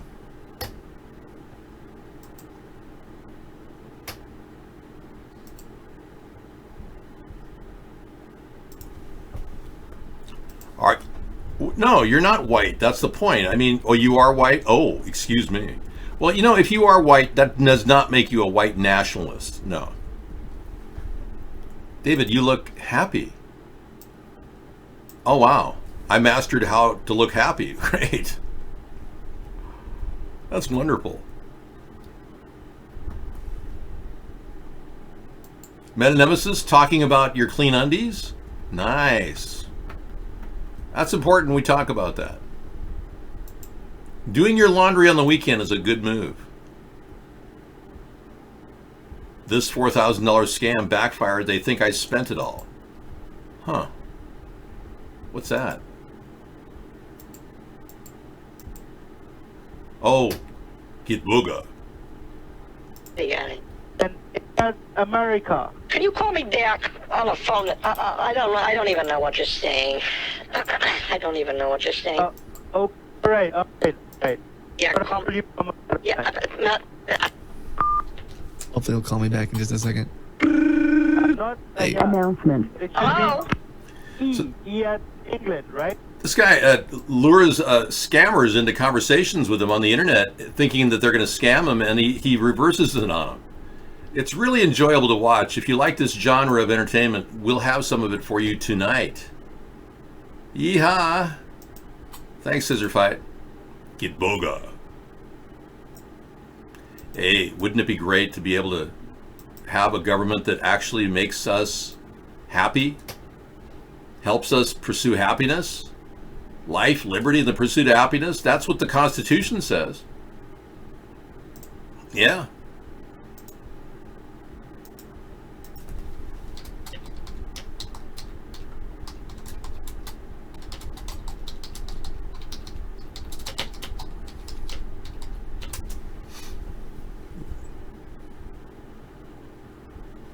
Let's see what the Constitution says, and I want you to think about this on Freedom Friday, okay? And think about how far we've drifted from this original goal of the framers of our Constitution. Life, liberty, and the pursuit of happiness. The full phrase contains the following words. We hold these truths to be self-evident, that all men are created equal, that they are endowed by their Creator with certain inalienable rights, that among these are life, liberty, and the pursuit of happiness.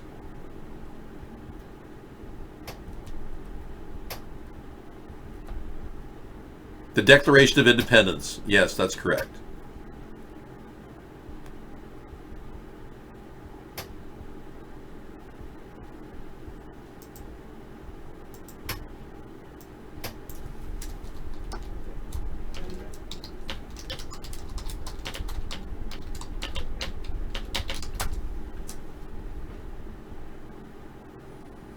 This is what I wanted to get to. The phrase gives 3 examples of the unalienable rights which the Declaration says have been given to all humans by the Creator and which governments are created to protect. So our framers created this government to protect our life, our liberty, and our pursuit of happiness.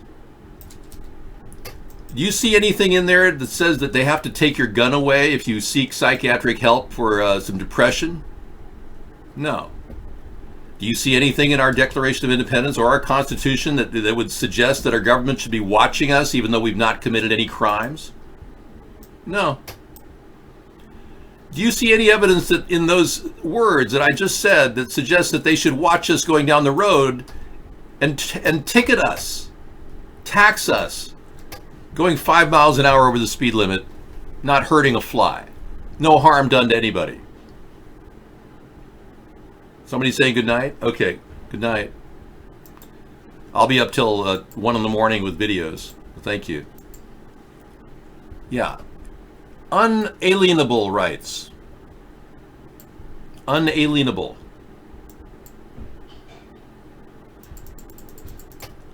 Not inalienable, unalienable. That's correct. You are correct, sir. The word is unalienable rights. But isn't that interesting? Life, liberty, and the pursuit of happiness is why the governments are created to protect them. So the whole purpose of our government is to not make us feel like we're being subjected to oppression. It's to enhance the freedoms that we have, to enhance our comforts and luxuries in life, to make our life easier. So we have a very disjointed government that doesn't understand their purpose. They've gotten too big for their britches and they cost us money. And you know, in the 1930s, the Supreme Court declared that to tax is to destroy. So they inevitably tax us and destroy us in the process. You know, my question is, would I rather have an Ed 209 or a RoboCop? You know, I don't really know if I can make that decision. You're crashing every time you come in here? That's not on our end, McDundy. We got a solid stream happening. RoboCop versus Mr. Kinney versus Ed 209. Fellow executives, it gives me great pleasure to introduce you to the future of law enforcement. Ed 209. You know, I'm going to go with the Ed 209.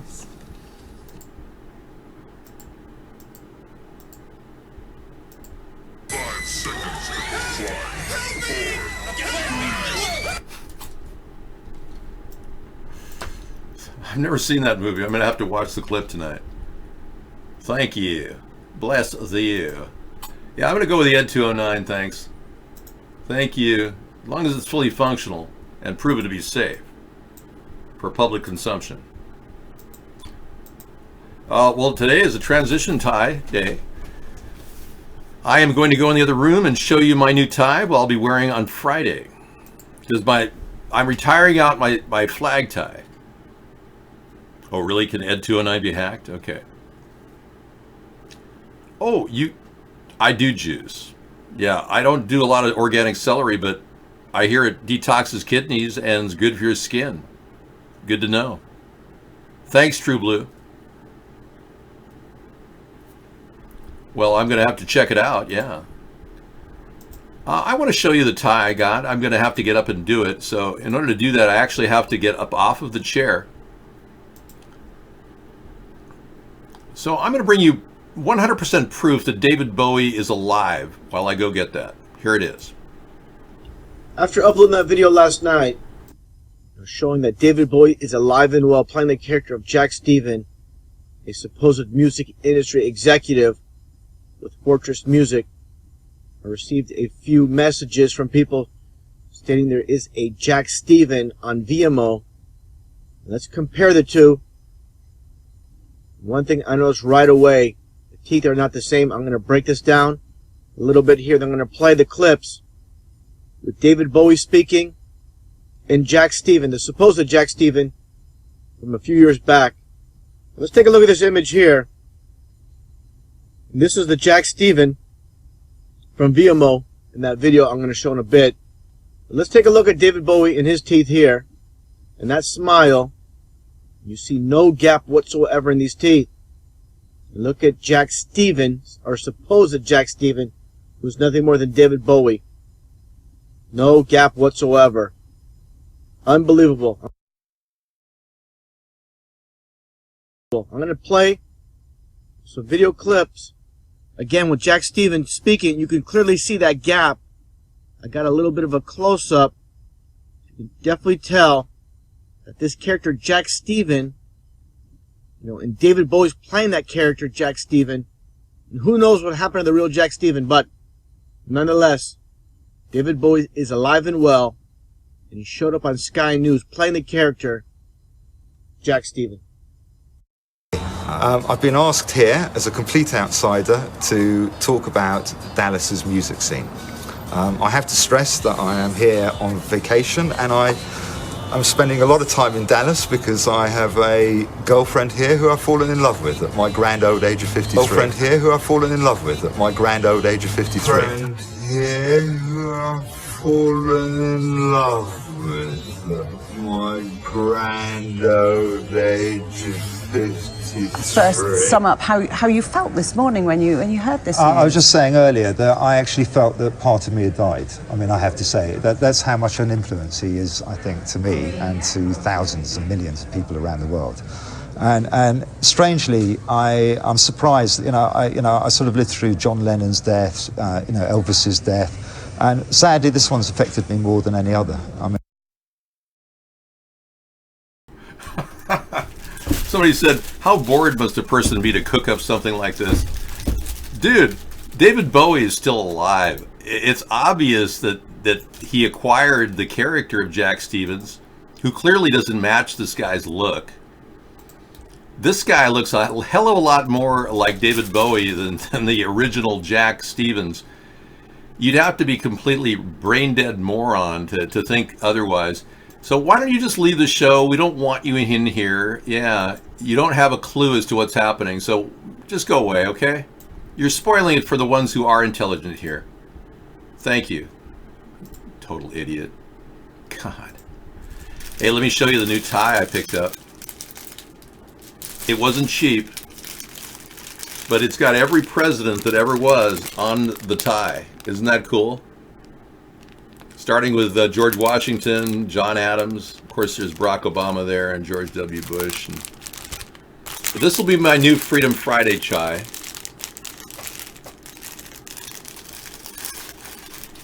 Yeah, I'll wear it next Friday, but I can pretend to wear it now. I know. I'm going to get the flag tie replaced. This will be my temporary tie until I replace the flag tie. But isn't this cool? It's got every picture of every president.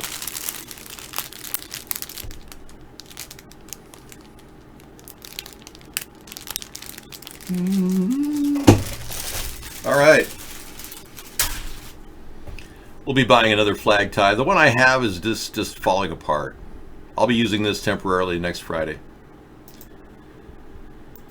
Yeah, it has their names too. Yeah, you can actually read their names. See?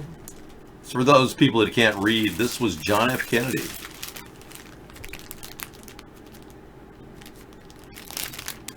Eisenhower. Truman.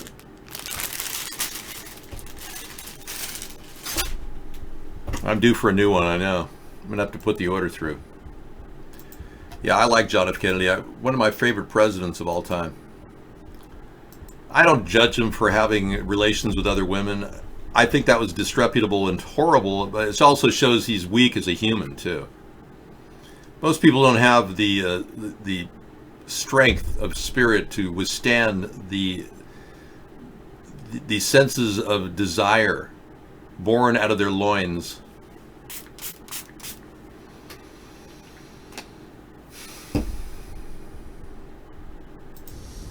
And I don't get hassled. And I went through that period where I actually couldn't go anywhere. And so now it's like heaven. I can go and eat. We go and eat. We go to the movies. We go get shot in the back 5 times. Poor guy got killed right after he did that interview with the Tomorrow Show. Oh man, it's when you look back at all the different things that have been covered up by our government, one after another. JFK's assassination stands out as one of the biggest problems. Yeah, I believe that JFK was killed by the mob. It's not a big stretch for me to believe that. There's more than enough evidence that more than 5 bullets were fired. The Russians did a study of the audio that was played at the Zapruder tape. or rather audio that was taken outside of the Zapruder tape. And in it, I don't think the Zapruder tape had audio, but the audio that they heard in the background of the procession was analyzed by Russia, and they found 5 bullets flying. As a highly established government organization for crime investigations.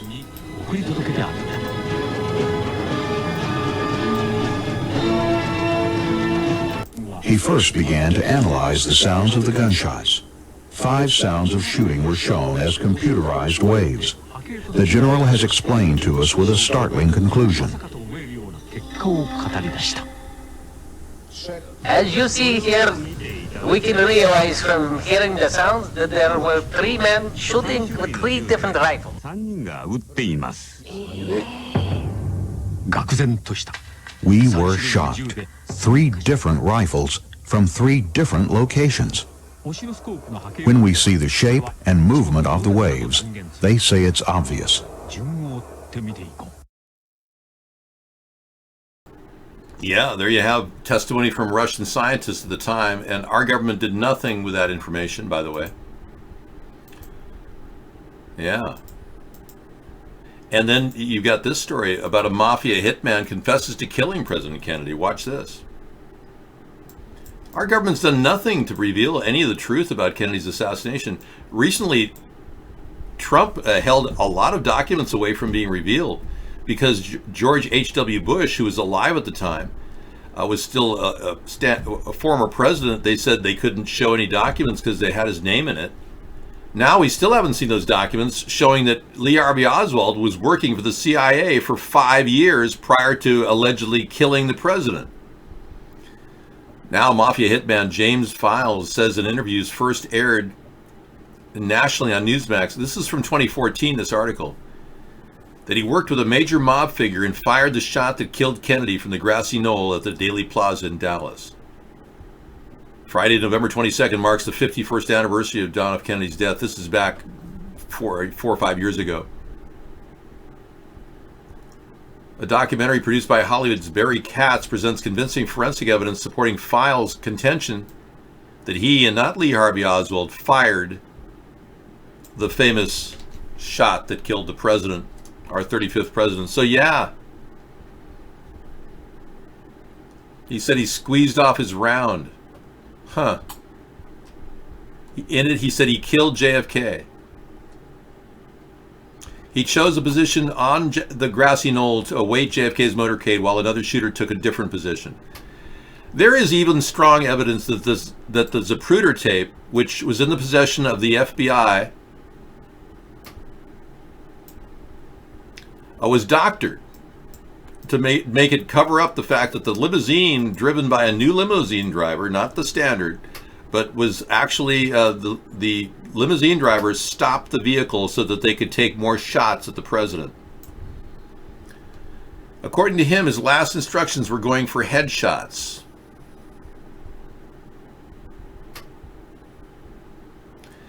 That's when I started focusing through the scope, he says. As far as I can see at this point, the president has not been hit in the head. I've seen the body lurch. I know he's been hit. How serious, I do not know.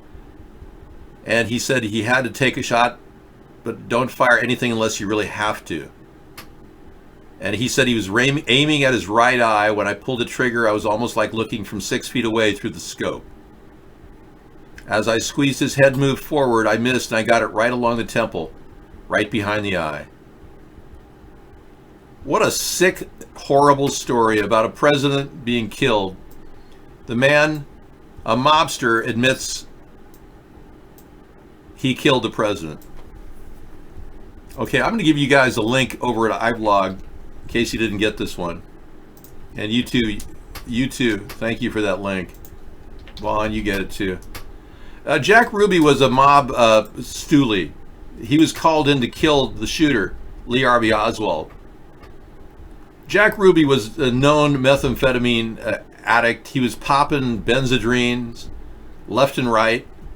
They say that when they pulled Jack Ruby in after he shot Lee Harvey Oswald, he had like 3 bottles filled with amphetamines. So during that time period, they were using mind control to get people to do things. In the early days of the MK Ultra project, they actually could convince people to do heinous acts against people simply by jacking them up on meth and giving them a little LSD.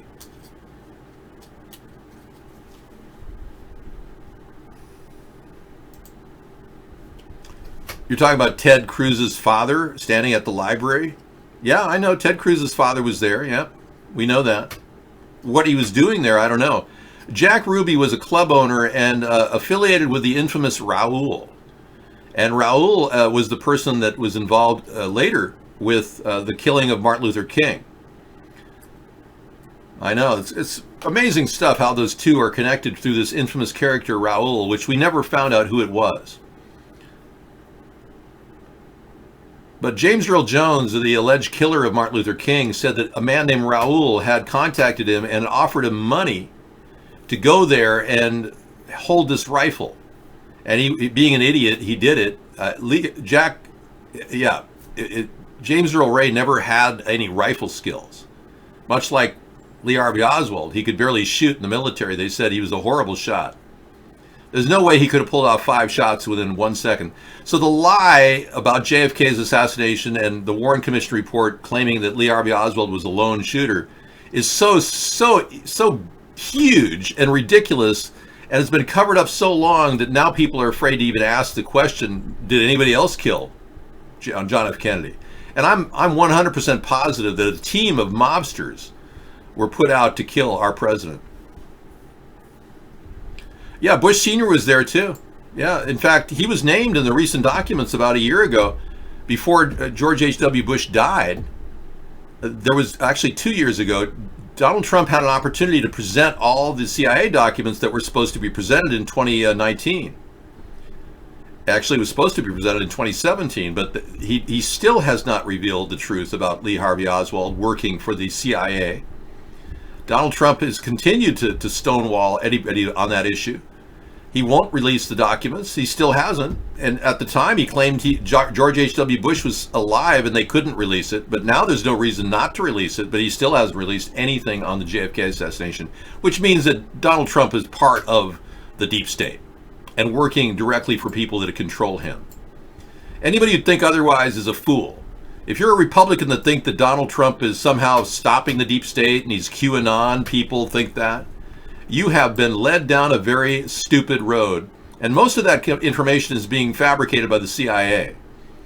They want to divert your attention from what's really happening. Donald Trump is owned by the power elite in this country.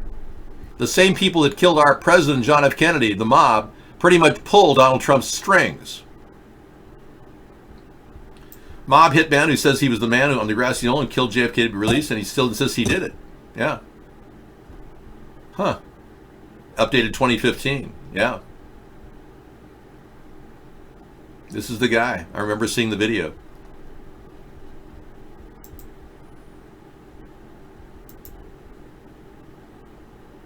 Only the Ford F-150 gives you best-in-class torque.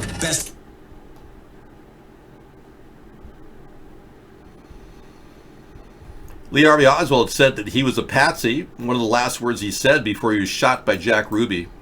Being a patsy, that means that he was chosen by the government to be in the wrong place at the wrong time, to be chosen as the guy who did the bad thing. And let's not forget the simple fact that the day that John F. Kennedy was shot was the same day that Officer Tibbet was shot in and around the Dallas area. J.D. Tibbet was known as, they called him JFK, because he looked so much like the president. And this guy right here is Officer Tibbet, who was shot in the same area of his head in Dallas the same day that John F. Kennedy was shot. And look at how close he looks like the president. Isn't that amazing that a man who looked almost identical to the president was shot that same day in the same area of his head? Instead of the bullet going straight in, it went this way. So what they did was they took Officer Tibbet's head and they switched the bodies in the jet that was heading back to D.C. They switched the bodies, and a very top forensic coroner worked on the tissue. So they turned Officer Tibbet's head into John F. Kennedy's head. And I seriously would not doubt that John F. Kennedy is not at the tomb of the unknown soldier in Arlington Cemetery. I would be willing to bet, well, I'm not a betting person, but I would definitely believe that John F. Kennedy is not at that gravesite. I believe that John F. Kennedy is in a vat of formaldehyde in some basement in Long Island, New York. That's my strong belief. They didn't have to sew his head on. They used his entire body. And Officer Tippit was almost the same height as JFK. And when Jackie Kennedy, later Jackie Kennedy Onassis, was shown the body of John F. Kennedy, she said, "That's not John. That's not Jack." Those were her words. Even she knew that that was not the president's body. So come on. But there's more and more evidence every day that JFK's assassination was a total cover-up. And there's more and more evidence every day that 9/11 was a total cover-up. But our government knows a lot more about 9/11 they're letting on. That's why not one single person who allegedly attacked the Trade Center, killing 2,996 people in D.C. and at the Trade Center, the Pentagon and the Trade Center, and allegedly the flights that landed, not one single person has been brought in on those crimes. The only person that allegedly was involved in the thing in some way remotely connected to Osama bin Laden was a man who was tortured 68 times, waterboarded 68 times by Gina Haspel, our current director of the CIA. She oversaw the waterboarding of a man they believe was a supplier of information to Osama bin Laden. Osama bin Laden was never linked to the 9/11 attack, ever. There's never been any evidence whatsoever presented that linked him. So our government's led us to believe that somehow Osama bin Laden perpetrated the crime, that 18 terrorists allegedly did it, but they've never even found one of those terrorists. Not one. I'm sorry, we don't take calls at this hour. And your call was blocked. Now, as much as you'd like to just sit back on your weekend and wonder, gee, Dave, you know, what's it all about? I will not be here tomorrow night. We are not continuing our Saturday show until this whole summertime kind of thing ends, because Sarah has got some plans and her family's in town, and I can't take up my show doing a show every single day, 6 days a week. So we're still kind of on the evening schedule, but I will give you a full show till 1 in the morning tonight, including videos. But tomorrow we're still on an off status, hiatus. I can't go back and do the Saturday show because we've got family in town and we want to entertain them. And Sarah really is enjoying her vacation time, and she doesn't have enough downtime with me cuddling and spooning. So I have to spend a little more time with Sarah, considering this is her time off. So you'll have to understand. But we will be back on Monday after tonight's show till 1 in the morning. We will be back Monday for our regular show and our regular time. And again, we're going 5 p.m. to 1 a.m. is the new cutoff time. I had a person last night claim that they wanted to see the show later, and they were on the East Coast, and I said, hey, I'm doing you a favor.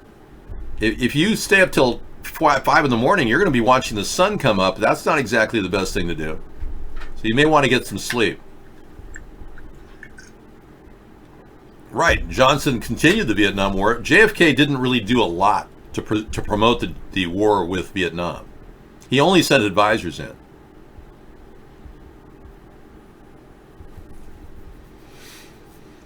It's more than obvious the CIA and the FBI in that time period were complicit in covering up the case. The very fact that the Warren Commission did not allow the salient feature that Lee Harvey Oswald was working for the CIA, they did not allow that into print or into the media, and they certainly didn't consider that in the Warren Commission report's assessment. That's a glaring problem in the Warren Commission report's analysis. How could they possibly have not included Lee Harvey Oswald's history as a CIA agent when reviewing the case?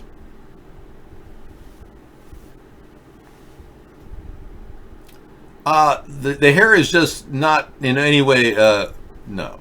The hair is I traveled today. I drove 280 miles. It's a little windblown. Yeah, this is a 280-mile haircut. True Blue's been hit with buffering last 2 hours. Wow. Huh. We have been getting some drop frames.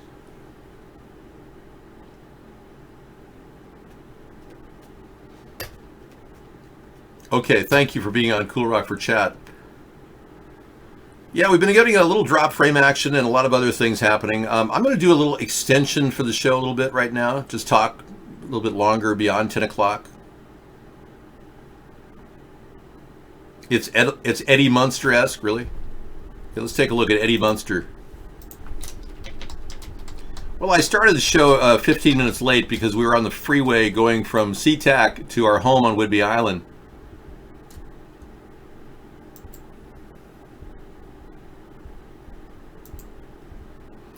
I see your point. It does look a lot like Eddie Munster in this particular picture. There you go. You can see that the hair is exactly like Eddie Munster's.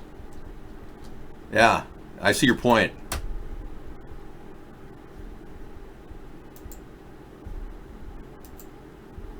Grandpa Munster. Let's take a look at Grandpa Munster.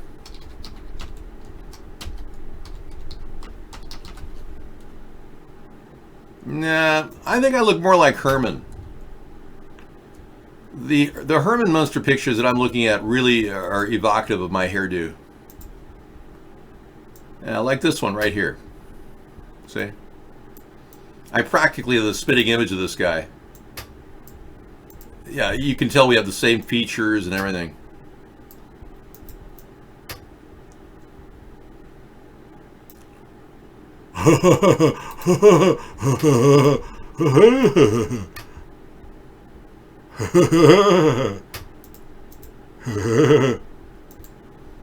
Thank you for the nice, kind thoughts tonight.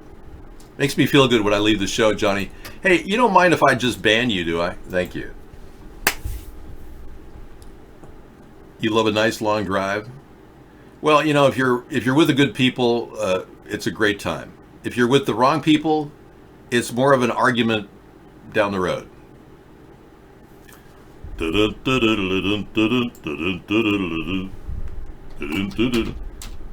Lurch? Really? You're going to make me look like Lurch? Okay, here we go.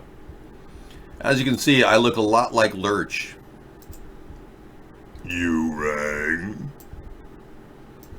See? There it is, see? You rang.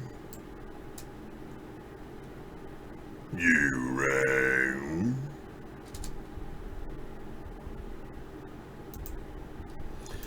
Well, this has been a fun Friday night. You know, normally I don't have this much fun talking to people, anonymous people on the internet, but you've been a great group of anonymous people.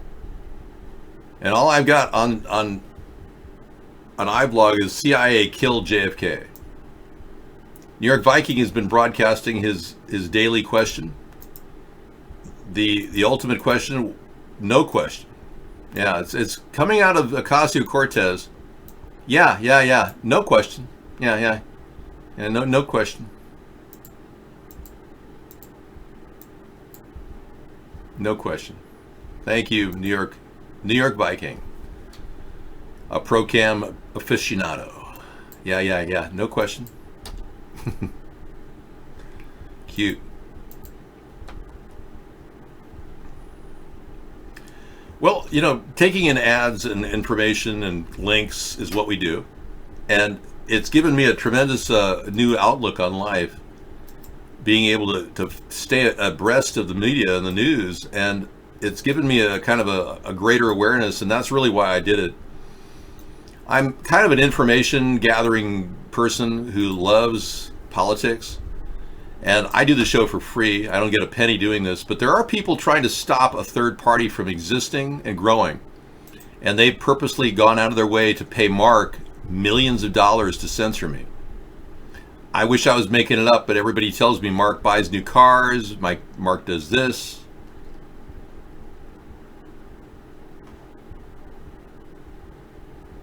Okay. Pretty cool art piece. Paint the Bean. This just came in the room. Look at that. The artist doesn't like the fact that they call it the Bean, but isn't that a cool piece of art? That is amazing. Paint the Bean, Pinkest Pink. Tonoy sculptor Anish Kapoor. It's not called the Bean, it's called Cloudgate. Yeah, but they call it the bean and it upsets the artist. Thanks for sharing. Oh. When JFK said that he was going to send the CIA to the Four Winds, he was taken out in 3 months. I'm not arguing with that, Rex, but isn't it kind of disconcerting that they would cover up the investigation all these years? I mean, how many years have we not had any oversight over the JFK assassination or the 9/11 Commission report, which were clearly cover-ups? Yet everyone still sits there going, oh yes, we were attacked by terrorists, oh, and Afghanistan had to be attacked because of it.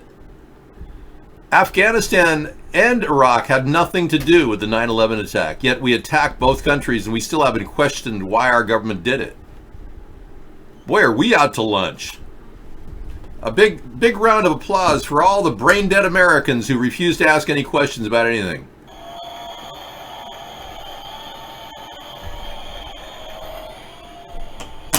Yeah, it is absolutely, it's disturbing to think that people go through life without asking questions like, why are we being poisoned with Roundup? Or how come we continue to be forced to eat genetically modified food that causes cancer? I mean, nobody asks these questions. What are they spraying us with? I wish we would get answers for all these questions, but we don't. That's the problem. We're sitting here with lots of questions and no answers. Now that's just sad, see? And I am still looking for what this is, in case anybody knows. These bell towers are everywhere in every city now. They cover about a 5-mile swath of land in the highest trafficked area of every city. And no one can explain to me what they are, and there's not one picture of these bell towers online. They're not light posts. We still don't know what they are.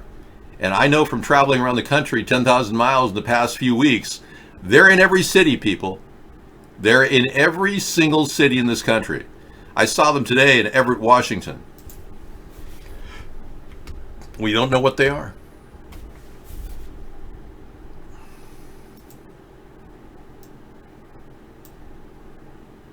Yeah, the UN wants people to stop eating meat because it's too difficult to raise. You know, meat is one of the most compact proteins, amino acids you can possibly eat. They would rather eat soy burgers. And we're finding out that meatless products are not safe. We had an ad the other night on meatless products.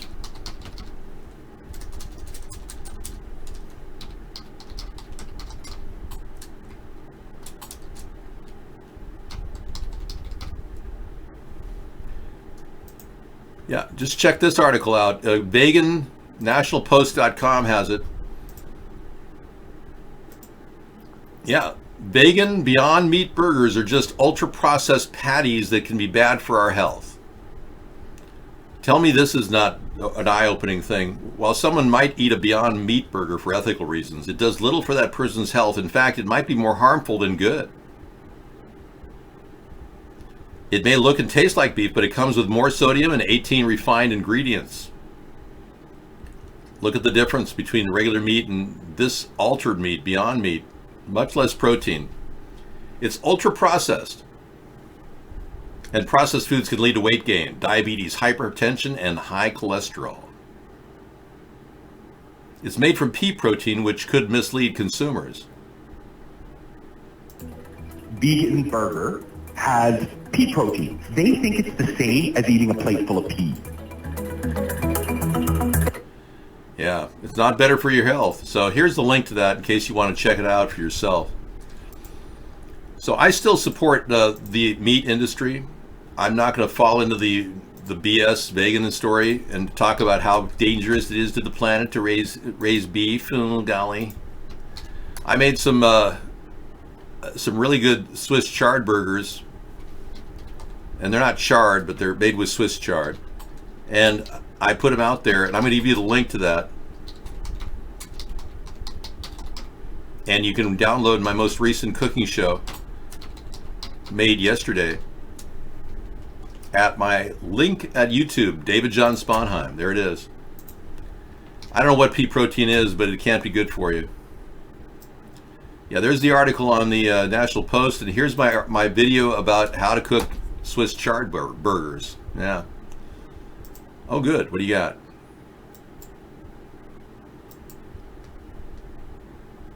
Oh, good. $6 for 3 meals, Swiss chard burgers. 4114. Thank you. Yay. Okay, so we've given you an extremely long show to make up for the fact that I was 15 minutes late. Thank you for doing that. I believe that the vegetarian or vegan industry is really a spin-off of mass agriculture, trying to just make basically Soylent Green, which in no way is good for us. If you haven't seen the movie Soylent Green with Charlton Heston, it's a really good cult classic. Yeah, it's Soylent Green is people.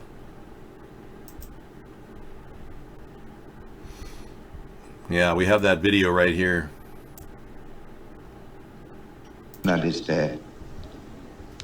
I've got proof. They need proof. I've seen it. I've seen it happening.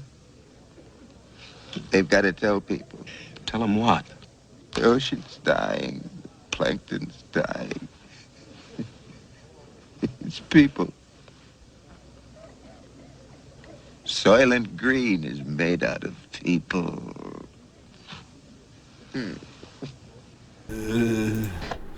People. Soylent Green is made of people. So yeah, they're just migrating us to mass production so that maybe they might just crunch people up and make them eat it. You know? You got to wonder. Great movie, Soylent Green, if you haven't seen it.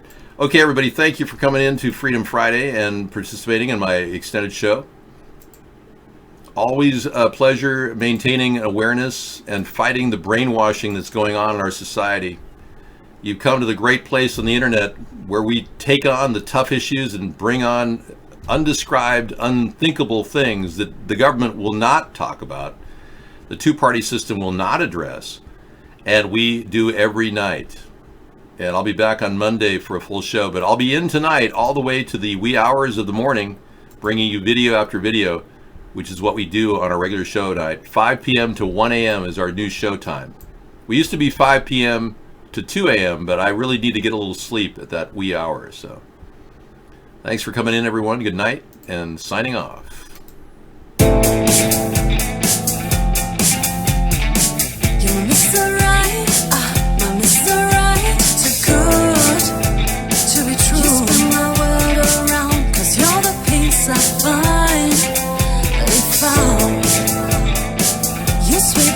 My feet, my heart stops to beat, cause you make me melt away. You're Mr. Right, too good. Just turn my world around, cause you're the peace I find. If you sweep me off my feet, my heart stops to beat, cause you make me melt away.